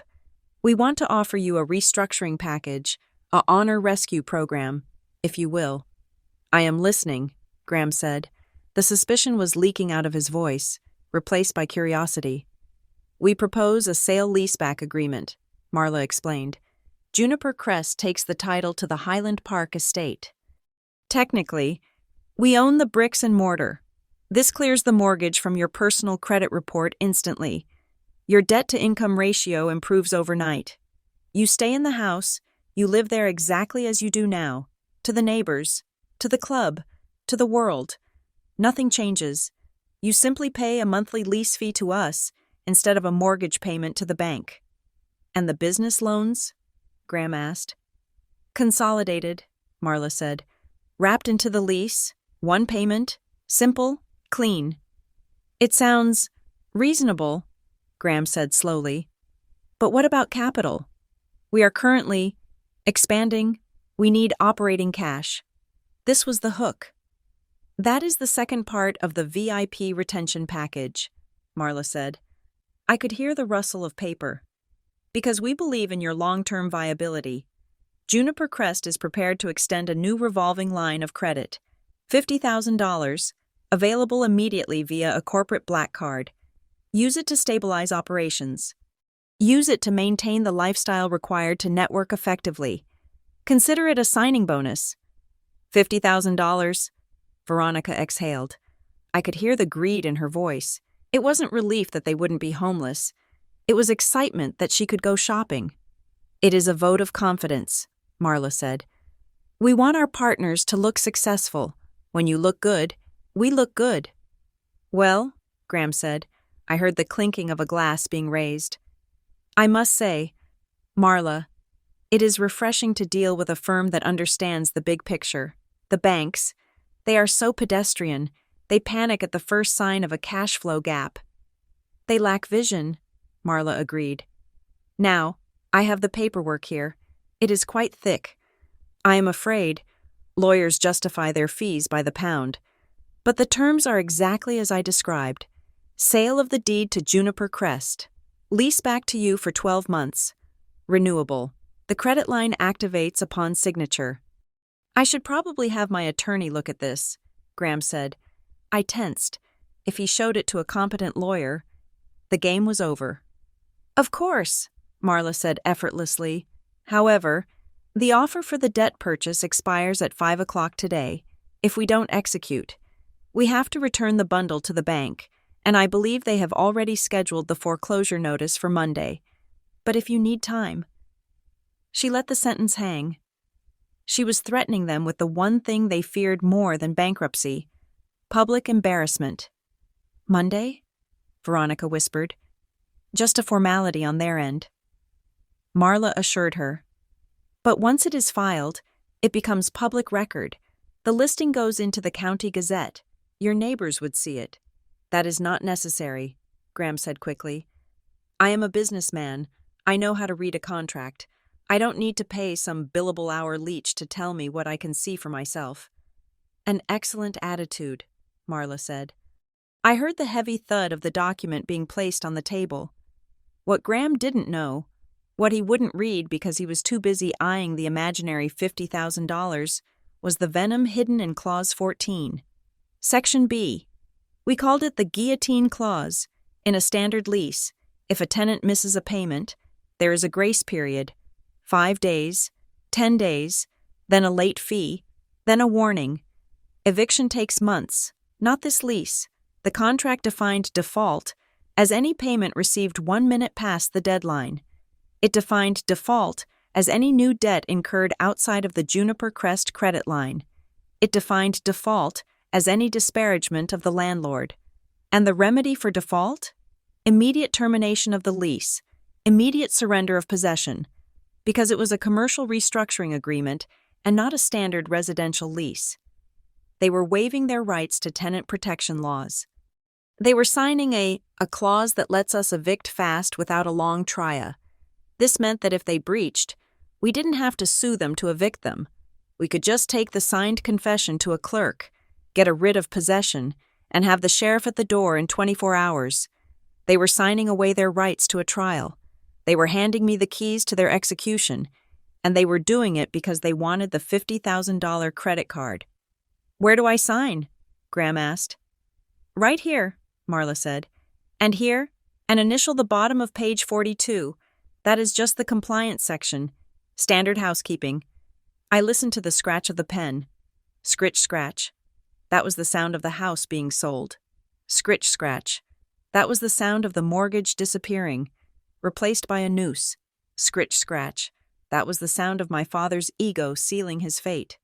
And you, Veronica, Marla said, as the cosigner. Does this card work at Neiman Marcus? My mother asked. It works anywhere Visa is accepted, Marla replied. Wonderful, Veronica said. Scritch, scratch. I closed my eyes and leaned back in my chair. The tension that had been coiling in my shoulders for a week finally released. They had done it. They had actually done it. They had sold their souls for a credit limit that was less than the price of a mid-range sedan. It is done, Marla said. Welcome to the Juniper Crest family. Here is the card. It is active. Go celebrate. You deserve it. I think we will, Graham said. I think a bottle of the 1998 Reserve is in order. Waiter. I reached out and stopped the recording. I didn't need to hear them drink the expensive wine. I didn't need to hear them gloat. I knew exactly what they were saying. They were telling each other that they were geniuses. They were telling each other that they had charmed the investor, that their charisma had saved the day. They had no idea that the investor was the daughter they had crippled with their indifference. I pulled up the calendar on my laptop. Today was the 15th. The first lease payment was due on the 1st of the next month. The amount was set at $12,500. It was a steep number, purposefully calculated to be just at the edge of what they could afford if they scrambled. But I knew something they didn't. I opened the forensic report Avery had compiled. I looked at the cash flow projection for the Ward import business. They had a balloon payment due to a supplier in China on the 28th, $20,000. If they paid the supplier, they wouldn't have the cash for the lease payment on the 1st. If they paid the lease, they would default on the supplier, who would cut off their inventory, killing the business. And now, they had a $50,000 credit card. I knew exactly what they would do. They would use the credit card to pay the supplier. They would think they were clever. They would think they were robbing Peter to pay Paul. But the contract, the one Graham hadn't read, had a specific covenant in Clause 21. Use of the Juniper Crest credit facility for payment of pre-existing external trade debt is strictly prohibited and constitutes a material breach. I had mined the field, I had drawn the map, and now I just had to wait for them to take a step. I picked up my phone and texted Avery. Did they sign? The reply came back instantly. Signed, sealed, and delivered. The deed is being recorded at the county clerk's office within the hour. You own the house. I looked around my small, cheap apartment. It was still the same room. The paint was still peeling. My ankle was still throbbing. But the balance of power had shifted so violently that I could almost feel the earth tilt. I wasn't the girl begging for surgery money anymore. I was the girl who owned the ground they walked on. I didn't feel happy. Happiness was too light a word. I felt heavy. I felt like a judge who had just passed a sentence that could not be appealed. I went to the fridge and poured myself a glass of tap water. I raised it in a toast to the empty room. To being an adult, I whispered. The trap was set. The bait was taken. Now, all I had to do was watch the clock. 17 days until the first of the month. 17 days until the curtain fell. I wondered if they would invite me to the next family dinner. I hoped they would. I wanted to see them eating on my table, sitting in my chairs, sleeping under my roof, completely oblivious to the fact that their landlord was sitting right across from them, passing the salt. The game was no longer about money. The money was just the ammunition. The game was about the look on their faces when the lights finally went out. The prime rib sitting in the center of the dining table was a masterpiece of culinary excess. It was a standing rib roast, bone-in, crusted with herbs and sea salt, surrounded by roasted root vegetables that glistened with truffle oil. It likely cost $300 at the premium butcher shop in Highland Park. The wine breathing in the crystal decanter was a Napa Valley Cabernet that retailed for $200 a bottle. I sat at my usual spot near the foot of the table, my walking boot resting awkwardly against the leg of the Chippendale chair. I looked at the feast. I looked at the fresh flower arrangements that filled the room with the scent of lilies and denial. Technically, I had paid for all of this. The $50,000 credit line Marla had extended to them, my money, funneled through Juniper Crest Holdings, was supposed to be for business stabilization. It was supposed to be for operational costs, vendor payments, or marketing. Instead, it was being digested. To the Renaissance, my father, Graham, announced, raising his glass. His face was flushed, the capillaries on his nose branching out like a roadmap of his excesses. To the Ward family, back on top where we belong. To us, my mother, Veronica, chimed in, clinking her glass against his. She was wearing a new silk dress, a shimmering emerald green that clashed with the anxiety that used to live in her eyes. The anxiety was gone now, replaced by a smug, drug-like haziness of unearned security. To being smart enough to know our worth, Madison added. She took a sip of wine, leaving a perfect crescent of red lipstick on the rim. I raised my water glass silently. I didn't drink. I wanted to be stone-cold sober for this. You are not drinking, Peyton? Graham asked, looking down the table at me. His eyes were glazed but critical. It is a celebration. Try to look a little less like a funeral attendant. I am on painkillers for my ankle. I lied. I wasn't. I had stopped taking them 3 days ago because I needed my mind sharp. Alcohol and opiates don't mix. Always the drama, Veronica sighed, buttering a roll with aggressive precision. You know, I really think your injury brought a cloud over this house last week. It was such negative energy. The moment you left to go back to that apartment, things started turning around for us. It is true, Madison said. Attitude is everything. You manifest your reality. You were manifesting broken bones and poverty. We were manifesting abundance. She lifted her left wrist to adjust her hair, a gesture calculated to catch the light of the chandelier. A gold bracelet gleamed there, studded with 4 small diamonds. My internal calculator whirred. That was a designer bangle. Retail price, $6,500. New jewelry? I asked, keeping my voice neutral. Oh, this?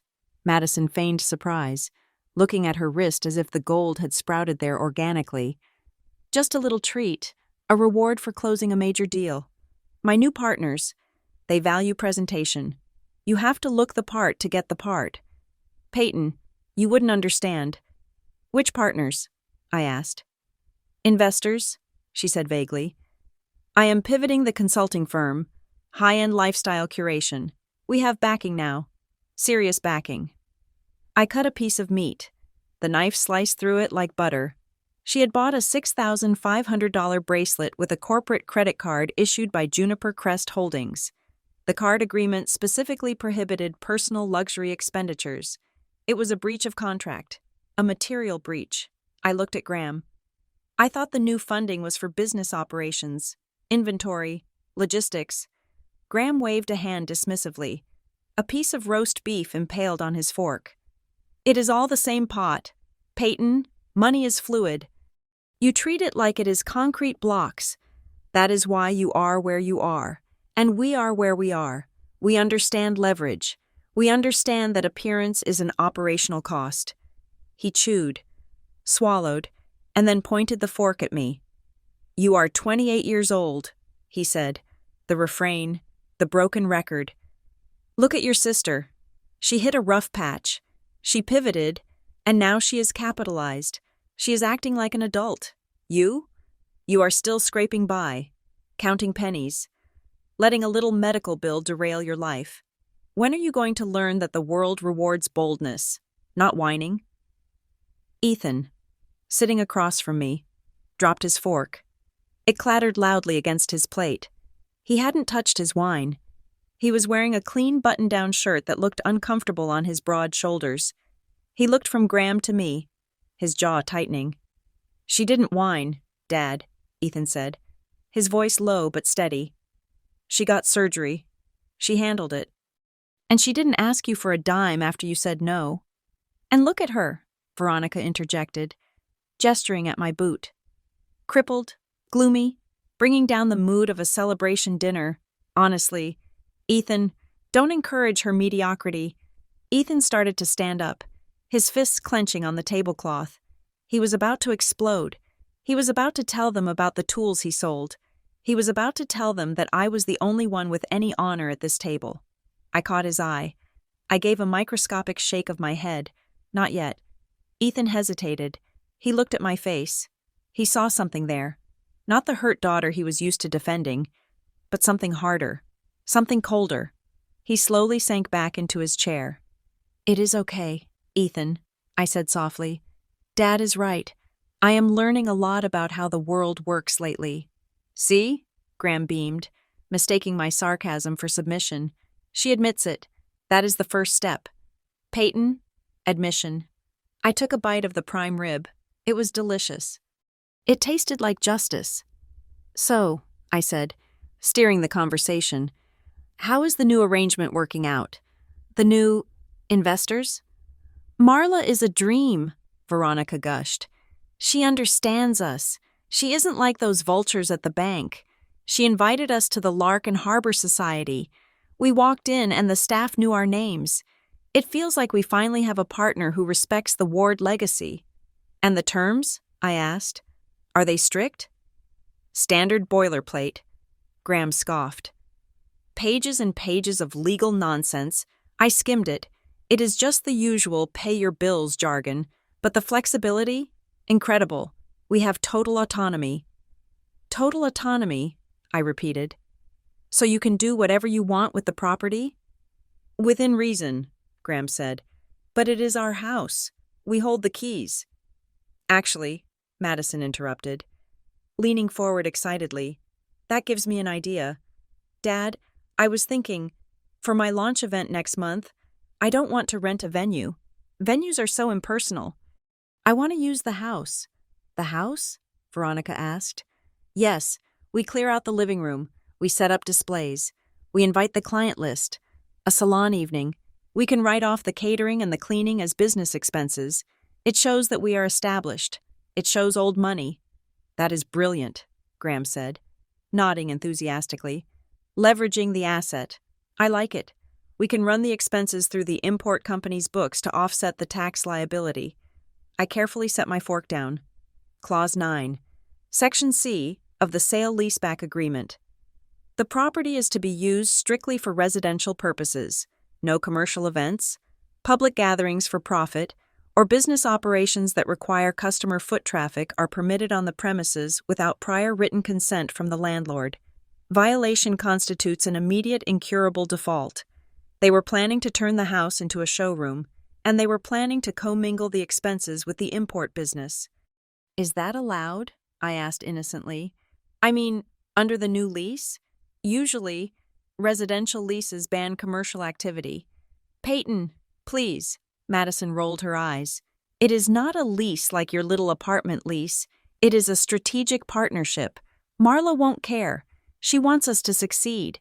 If I make money, they make money. Stop thinking like a tenant and start thinking like an owner. The irony was so sharp it almost cut my tongue. You are right, I said. I am thinking too small. I reached for my phone, keeping it below the edge of the table. I opened the camera app. Madison, let me see that bracelet again, I said. It really catches the light. I want to take a picture to show. A friend who loves jewelry. Madison preened. She extended her wrist across the table, turning it so the diamonds sparkled. Make sure you get the brand engraving, she instructed. It is subtle, but it matters. Click. I took a high-resolution photo. The bracelet, the wine. The opulent spread. Lovely, I said. Then I turned to Graham. And the launch party? When is that planned for? The 2nd of next month, Madison said. Right after the first quarter cycle. The 2nd? I noted. That is a Monday. The first lease payment was due on the 1st, the Sunday. I need to coordinate the catering, Veronica said. Graham, can we use the card for the deposit? The caterer wants $2,000 up front. Use it, Graham said expansively. That is what it is there for, business development. But Dad, I said, playing the devil's advocate one last time, didn't you have that supplier payment due? The one in China? $20,000? Graham froze for a split second. His fork hovered halfway to his mouth. Then he shrugged. I will rotate the debt, he said. I will pay the supplier with the card, then pay the card with the revenue from the next shipment. It is a bridge. Cash flow management 101. Peyton. Don't worry your pretty little head about high finance. Clause 21. Prohibition of paying pre-existing debt. He had just confessed his intent to breach the contract. I had it all. I had the photo of the misappropriated funds, the bracelet. I had the verbal confirmation of the commercial use of the property. I had the admission of intent to misuse the credit facility for prior debts. And the best part? They had told me all of this while eating prime rib that I had effectively bought. Inside a house that I legally owned. You know, I said, wiping my mouth with the linen napkin. You guys are really inspiring. I have been so worried about rules and limits. But watching you, it makes me realize that rules are just suggestions for people who don't know how to play the game. Finally, Madison clapped her hands. She gets it. Welcome to the big leagues, sis. To the big leagues, I echoed. I looked at Ethan. He was staring at me with a mixture of confusion and fear. He realized I wasn't submitting. He realized I was doing something else entirely. He realized I was loading a gun under the table. I checked the date on my watch. 12 days until the 1st of the month. They were going to blow through the $50,000 before the rent was even due. They were going to spend every dime on bracelets, parties, and old debts. When the 1st of the month came, the account would be empty, the rent check would bounce, or worse. They wouldn't even send it. Assuming their partner Marla would give them a pass, they believed they were untouchable. They believed their charm was a currency. I pushed my chair back. I have to go, I said. My leg is starting to throb. Of course, Veronica said, already losing interest in me. Don't strain yourself. And Peyton, try to dress a little better next time. We might have important guests. I will, I said. I will dress for the occasion. I stood up, balancing on my crutches. I looked around the room one last time. The gold frames on the walls, the heavy velvet curtains, the illusion of permanence. "Thank you for dinner," I said. "It was enlightening." "Drive safe," Graham grunted, pouring himself another glass of wine. "And remember what I said. Be an adult." "I won't forget," I said. Ethan walked me to the door. As soon as we were out of earshot of the dining room, he grabbed my arm. "Peyton," he hissed, "what are you doing? Why did you let them talk to you like that? And why are you smiling?" I looked at my brother, the only person in this world who actually loved me. "I am not smiling, Ethan," I said. "You are," he said. "It is scary.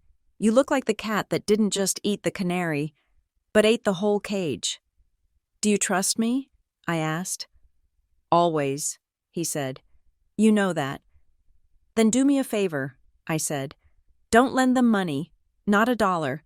If they ask you for $20 for gas, say no.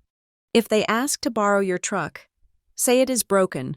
Distance yourself, financially and physically, starting now." "Why?" he asked. "Because the roof is about to cave in," I whispered. "And I don't want you inside when it happens." I opened the front door. The night air was thick and humid. "Go back in there," I said. "Eat the steak. Drink the wine. Let them be happy. It is their last supper." I hobbled down the walkway to my car. I sat in the driver's seat for a moment, looking back at the house. The windows glowed with warm, yellow light. I could see the silhouettes of my parents and sister moving around, laughing, toasting. They looked so secure. They looked so established. I pulled up the banking app for Juniper Crest Holdings on my phone. I saw the pending transaction. Cartier, $6,500. I saw the pending transaction. Highland Park Catering, $2,000. I took a screenshot. I saved it to a folder named Eviction Evidence. Then I put the car in gear and drove away. Graham was right. I was 28, and I was about to show him exactly what a grown-up does when a tenant trashes the property. The digital clock on my laptop screen read 11:55 at night. It was Sunday, the 1st of the month. The lease payment deadline was midnight. I sat in the dark of my apartment, the blue light of the monitor illuminating the empty coffee cup on my desk. On the screen, I had the back-end administration panel for Juniper Crest Holdings open. It was a simple interface, a dashboard that tracked incoming payments and flagged account statuses. The status for the Ward account was flashing yellow. Pending. I knew exactly what was happening inside the house in Highland Park. Graham Ward was sitting in his study, likely with a glass of brandy, finally getting around to the trivial administrative task of paying his rent. He had waited until the last possible moment, not because he didn't have the money. He had rotated the cash from the credit line just as I predicted, but because he resented the act of paying. He wanted to hold on to the money for as long as possible, a petty power play against the universe. At 11:58, the status light blinked. Login detected. He was in the portal. I watched the server logs. He was navigating to the payment gateway. He was entering the routing number. Then, I executed the command I had scheduled 3 days ago. It wasn't a hack. It wasn't illegal. It was a standard system maintenance protocol. The Juniper Crest payment portal had a scheduled downtime for security updates from 11:59 at night until 12:05 in the morning. It was listed in the terms of service, in fine print on page 63, that payments must be initiated and cleared before the maintenance window. At 11:59 and 30 seconds, the server logs showed an error. Transaction failed. Gateway timeout. I could imagine Graham's reaction. He wouldn't panic. He would be annoyed. He would probably slap the desk. He would assume it was a glitch on our end. A normal person, a person who understood consequences, would take a screenshot. They would send an immediate email to the support address time-stamped before the deadline. They would call the emergency number. They would create a paper trail to prove they attempted to pay. But Graham Ward wasn't a normal person. He was a VIP. I watched the logs. No email came through. No support ticket was filed. He logged out. He went to bed. He assumed that in the morning, he would just call his friend Marla, laugh about the silly computer glitch, and she would waive the fee.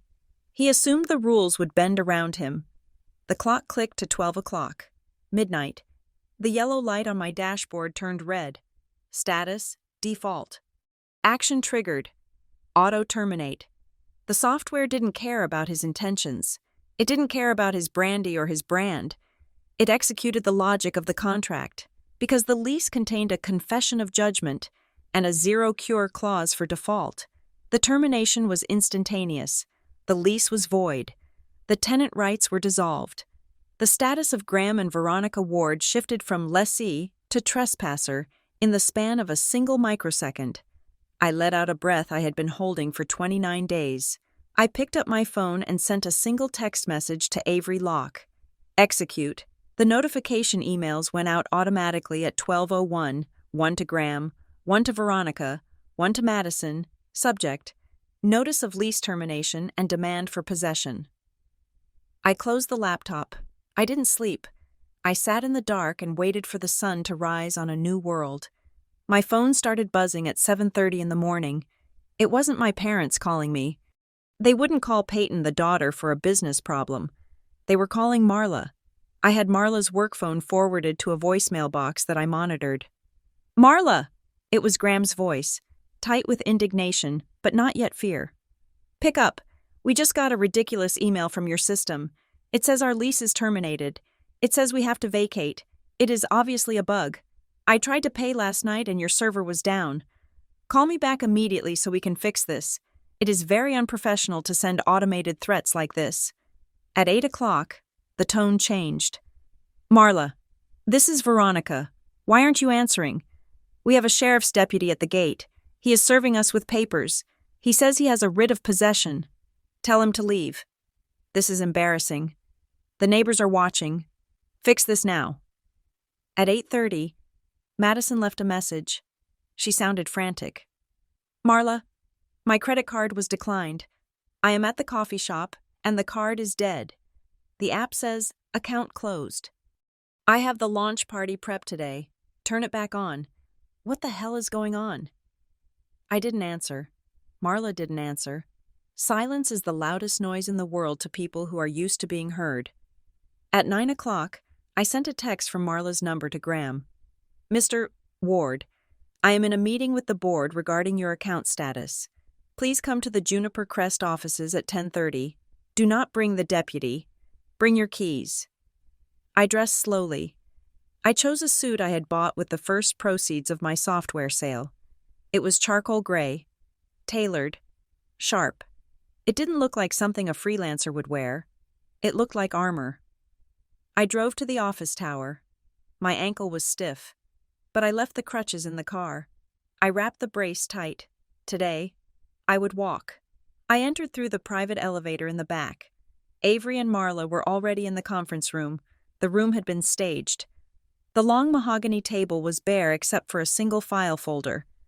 The blinds were drawn, filtering the harsh Texas sun into a cool corporate twilight. 2 large security guards stood by the main doors, their arms crossed, their faces impassive.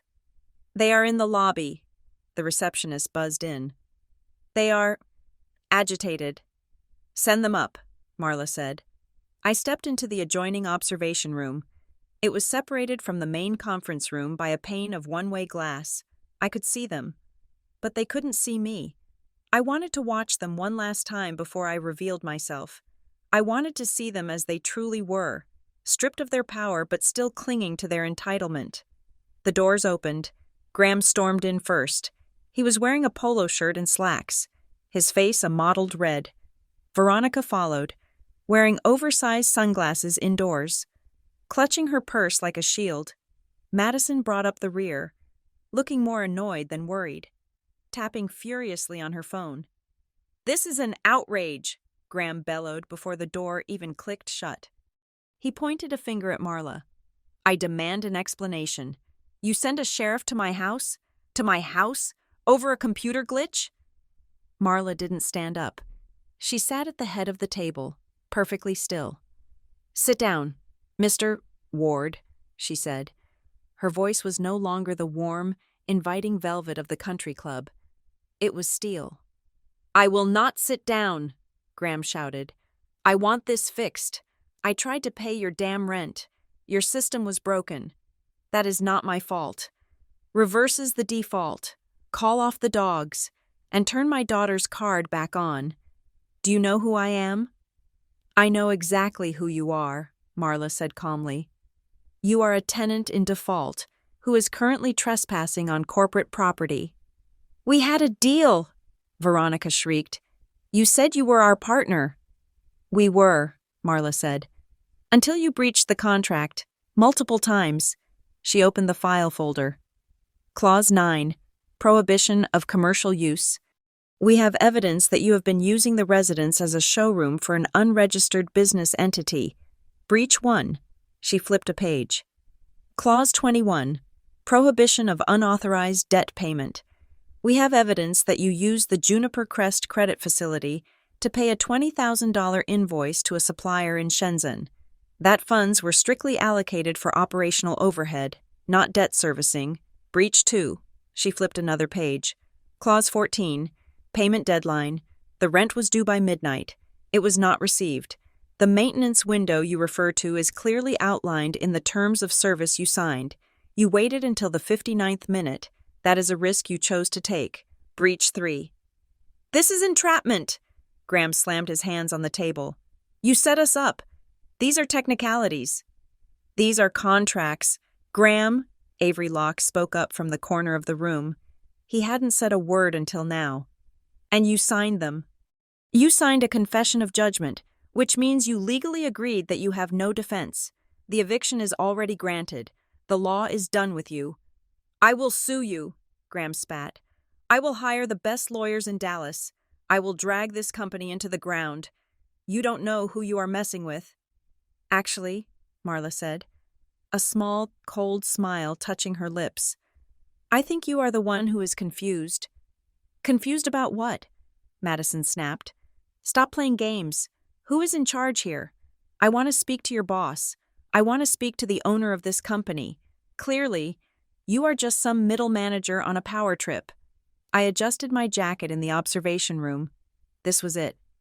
"You want to speak to the owner?" Marla asked. "Yes," Graham shouted. "Get him in here. I am sure he is a reasonable man. I am sure he understands that you don't treat a family like ours this way." "The owner is aware of the situation," Marla said. "In fact, the owner personally authorized the default notice." "Then bring him out," Graham demanded. Marla looked at the one-way mirror. She nodded once. "Very well," she said.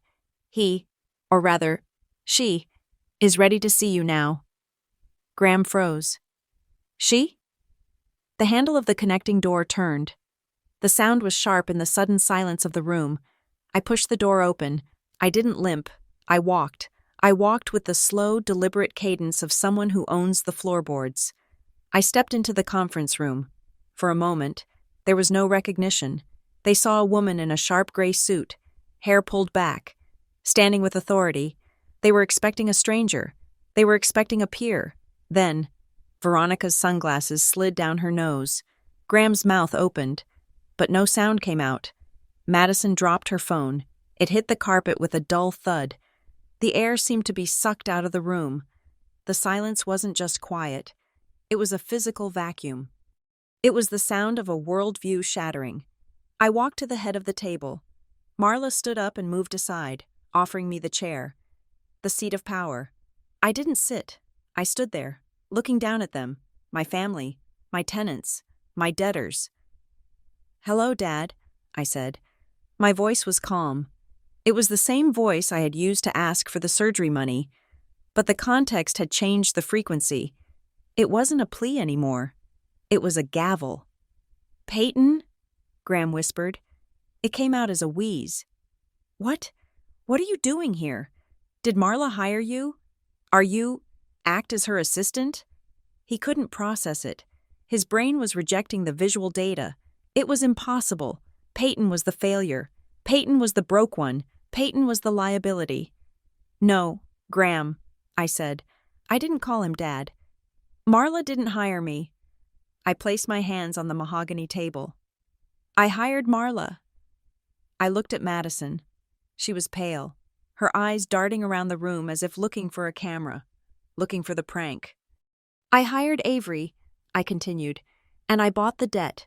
Juniper Crest Holdings is a sole proprietorship, and I am the sole proprietor.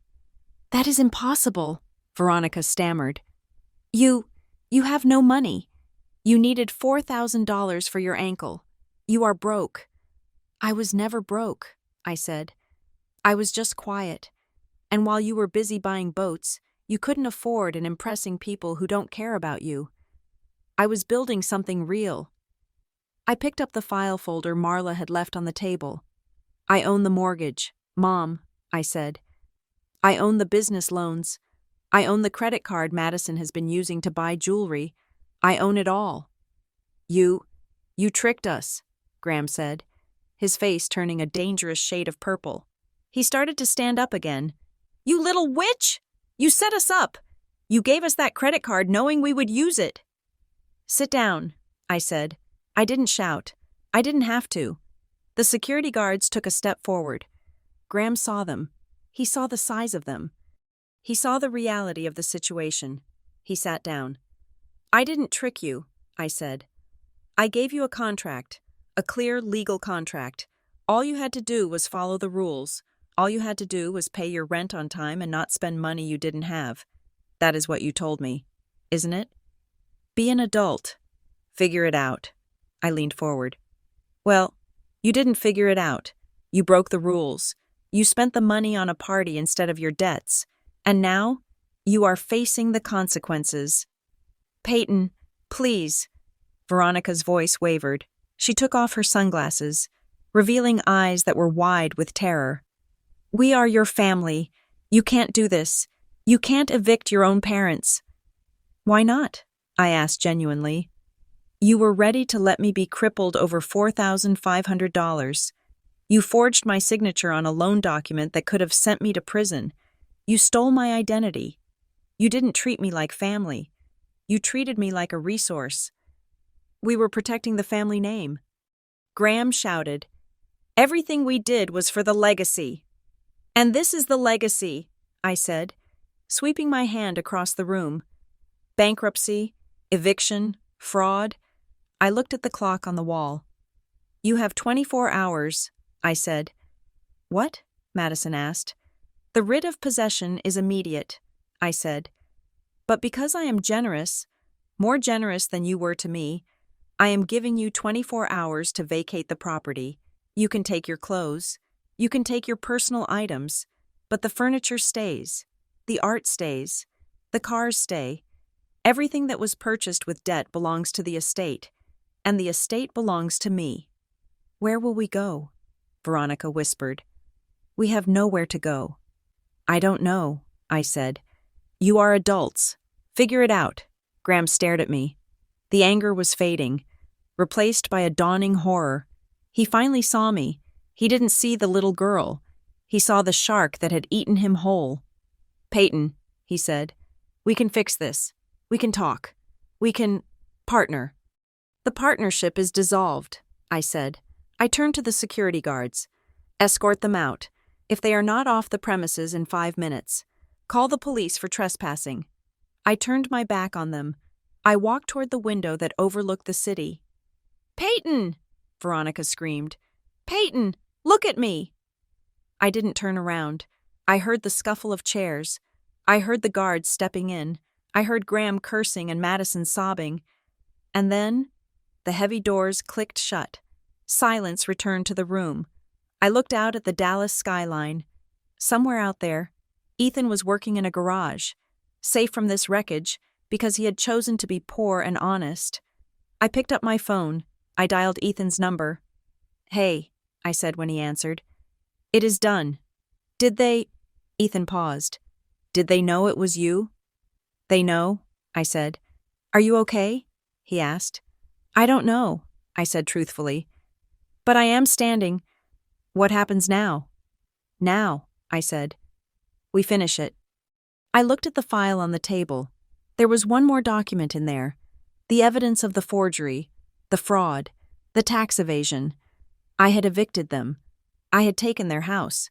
But I wasn't done. Graham had said he would fight. He had threatened to sue. He still thought he had cards to play.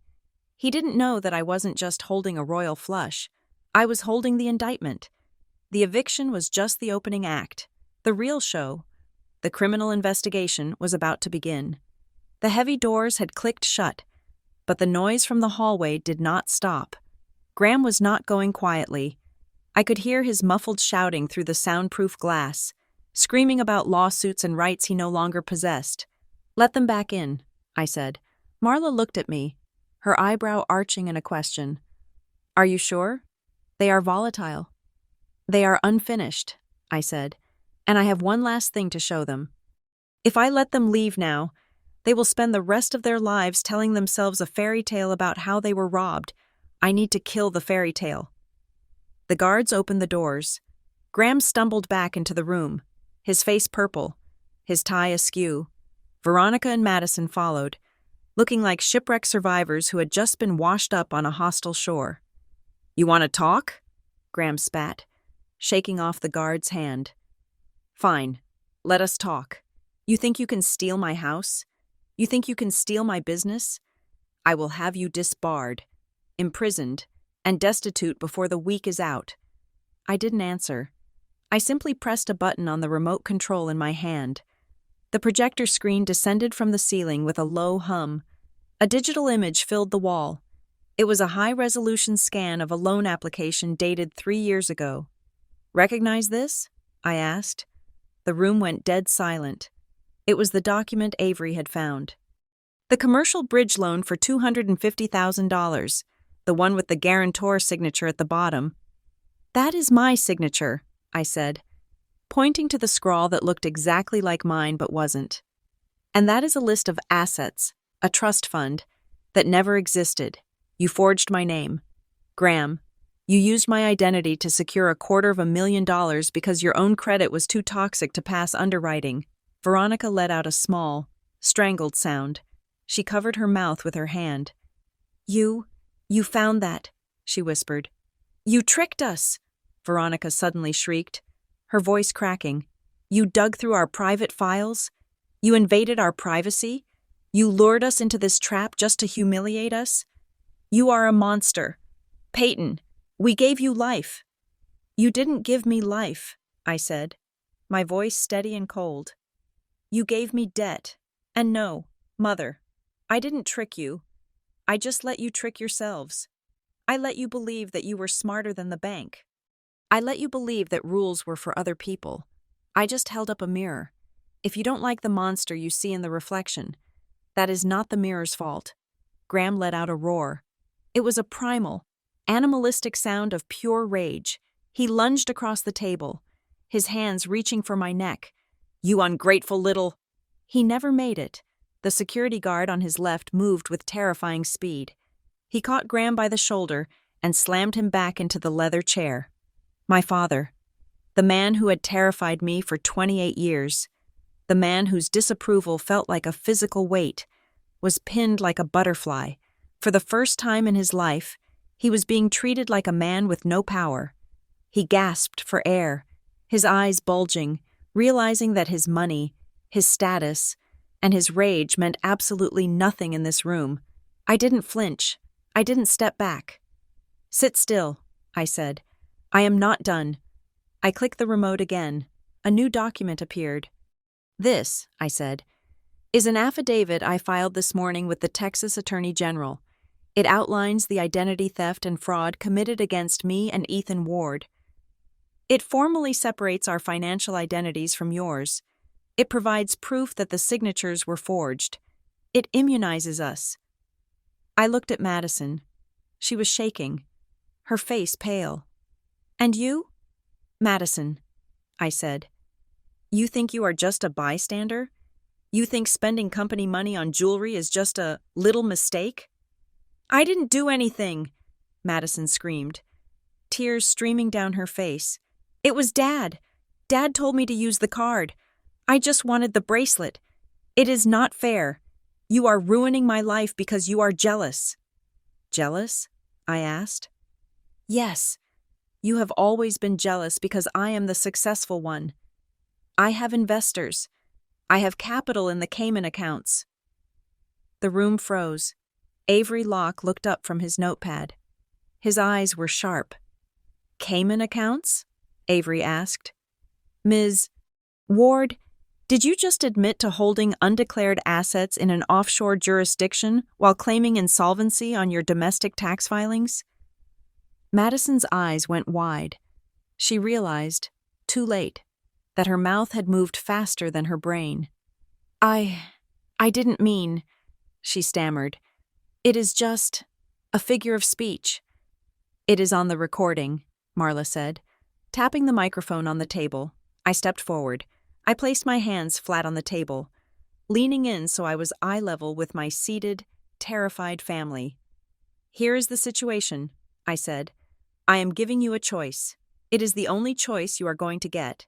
It is the adult choice." I held up one finger. "Option 1, you leave this office right now. You go to the house. You have exactly 4 hours to pack your personal effects. Clothes and toiletries only. No jewelry, no art, no electronics. You hand over the keys. You sign a full surrender of the business assets to Juniper Crest to satisfy the outstanding debt. You walk away with nothing, but you walk away free." I held up a second finger. "Option 2, you refuse. You fight me. And if you do, I hand this file, the forgery, the wire fraud, the tax evasion, and Madison's little confession about the Cayman accounts, to the district attorney. You won't just lose the house, you will go to federal prison. For a very long time." Graham looked at me. His face was gray. The fight had drained out of him, leaving only a hollow, pathetic shell. "You wouldn't," he whispered. "We are your parents. You told me to be an adult," I said. "Adults face consequences." "I have money," Graham bluffed, his voice weak. "I have money hidden that you don't know about. I can fight you." "Is that so?" A deep voice boomed from the doorway. Everyone turned. Standing in the entrance were 3 men and a woman wearing navy blue windbreakers. On the back of the jackets, in bold yellow letters, was the acronym IRS, Criminal Investigation. Behind them were 2 officers from the Dallas Police Department. I hadn't called them 5 minutes ago. I had sent the file to Avery's contact at the federal prosecutor's office 3 days ago. The meeting time had been coordinated. "Graham Ward?" the lead agent asked. "We overheard your statement regarding hidden assets. That is very interesting. We are here to execute a search warrant regarding tax fraud and wire fraud." Graham looked at the agents. He looked at me. "You," he choked out. "You called them?" "I am a risk analyst, Dad," I said. "I analyzed the risk of you getting away with it. The probability was 0. The agents moved in. They didn't put handcuffs on them yet, but they corralled them. They began reading rights. The reality of the situation crashed down on the Ward family like a collapsing building."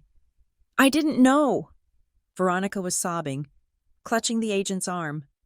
"My husband did it. I just signed what he told me to sign. I am a victim." "I am just a consultant," Madison wailed.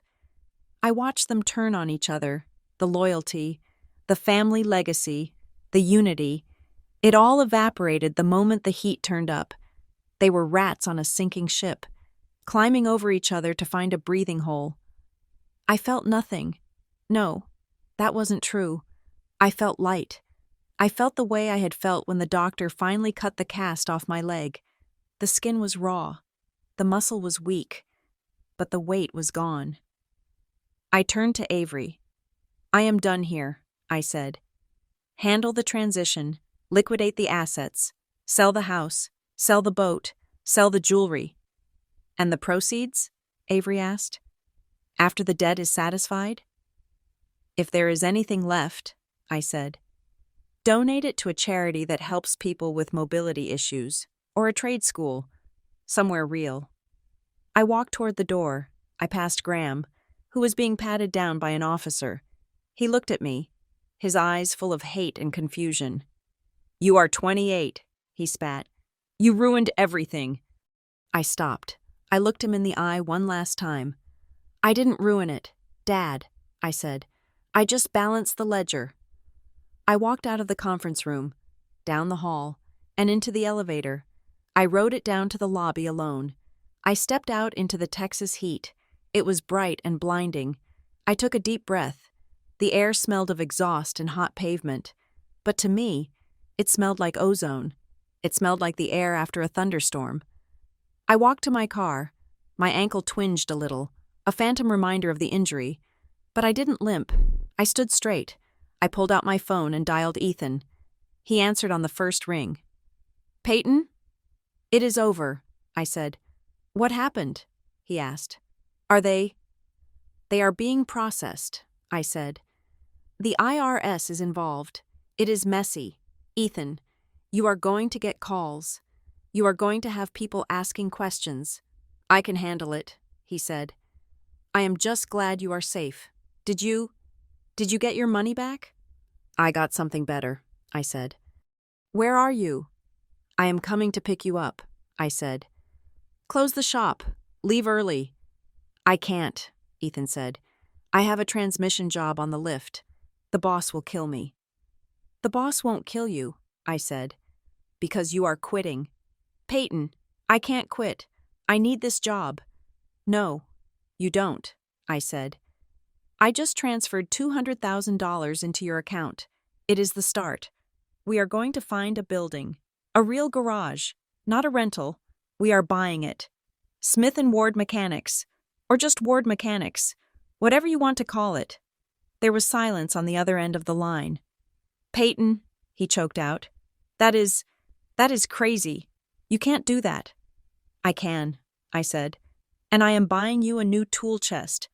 The biggest one Snap-on makes, the one with the power drawers." "Why?" he asked.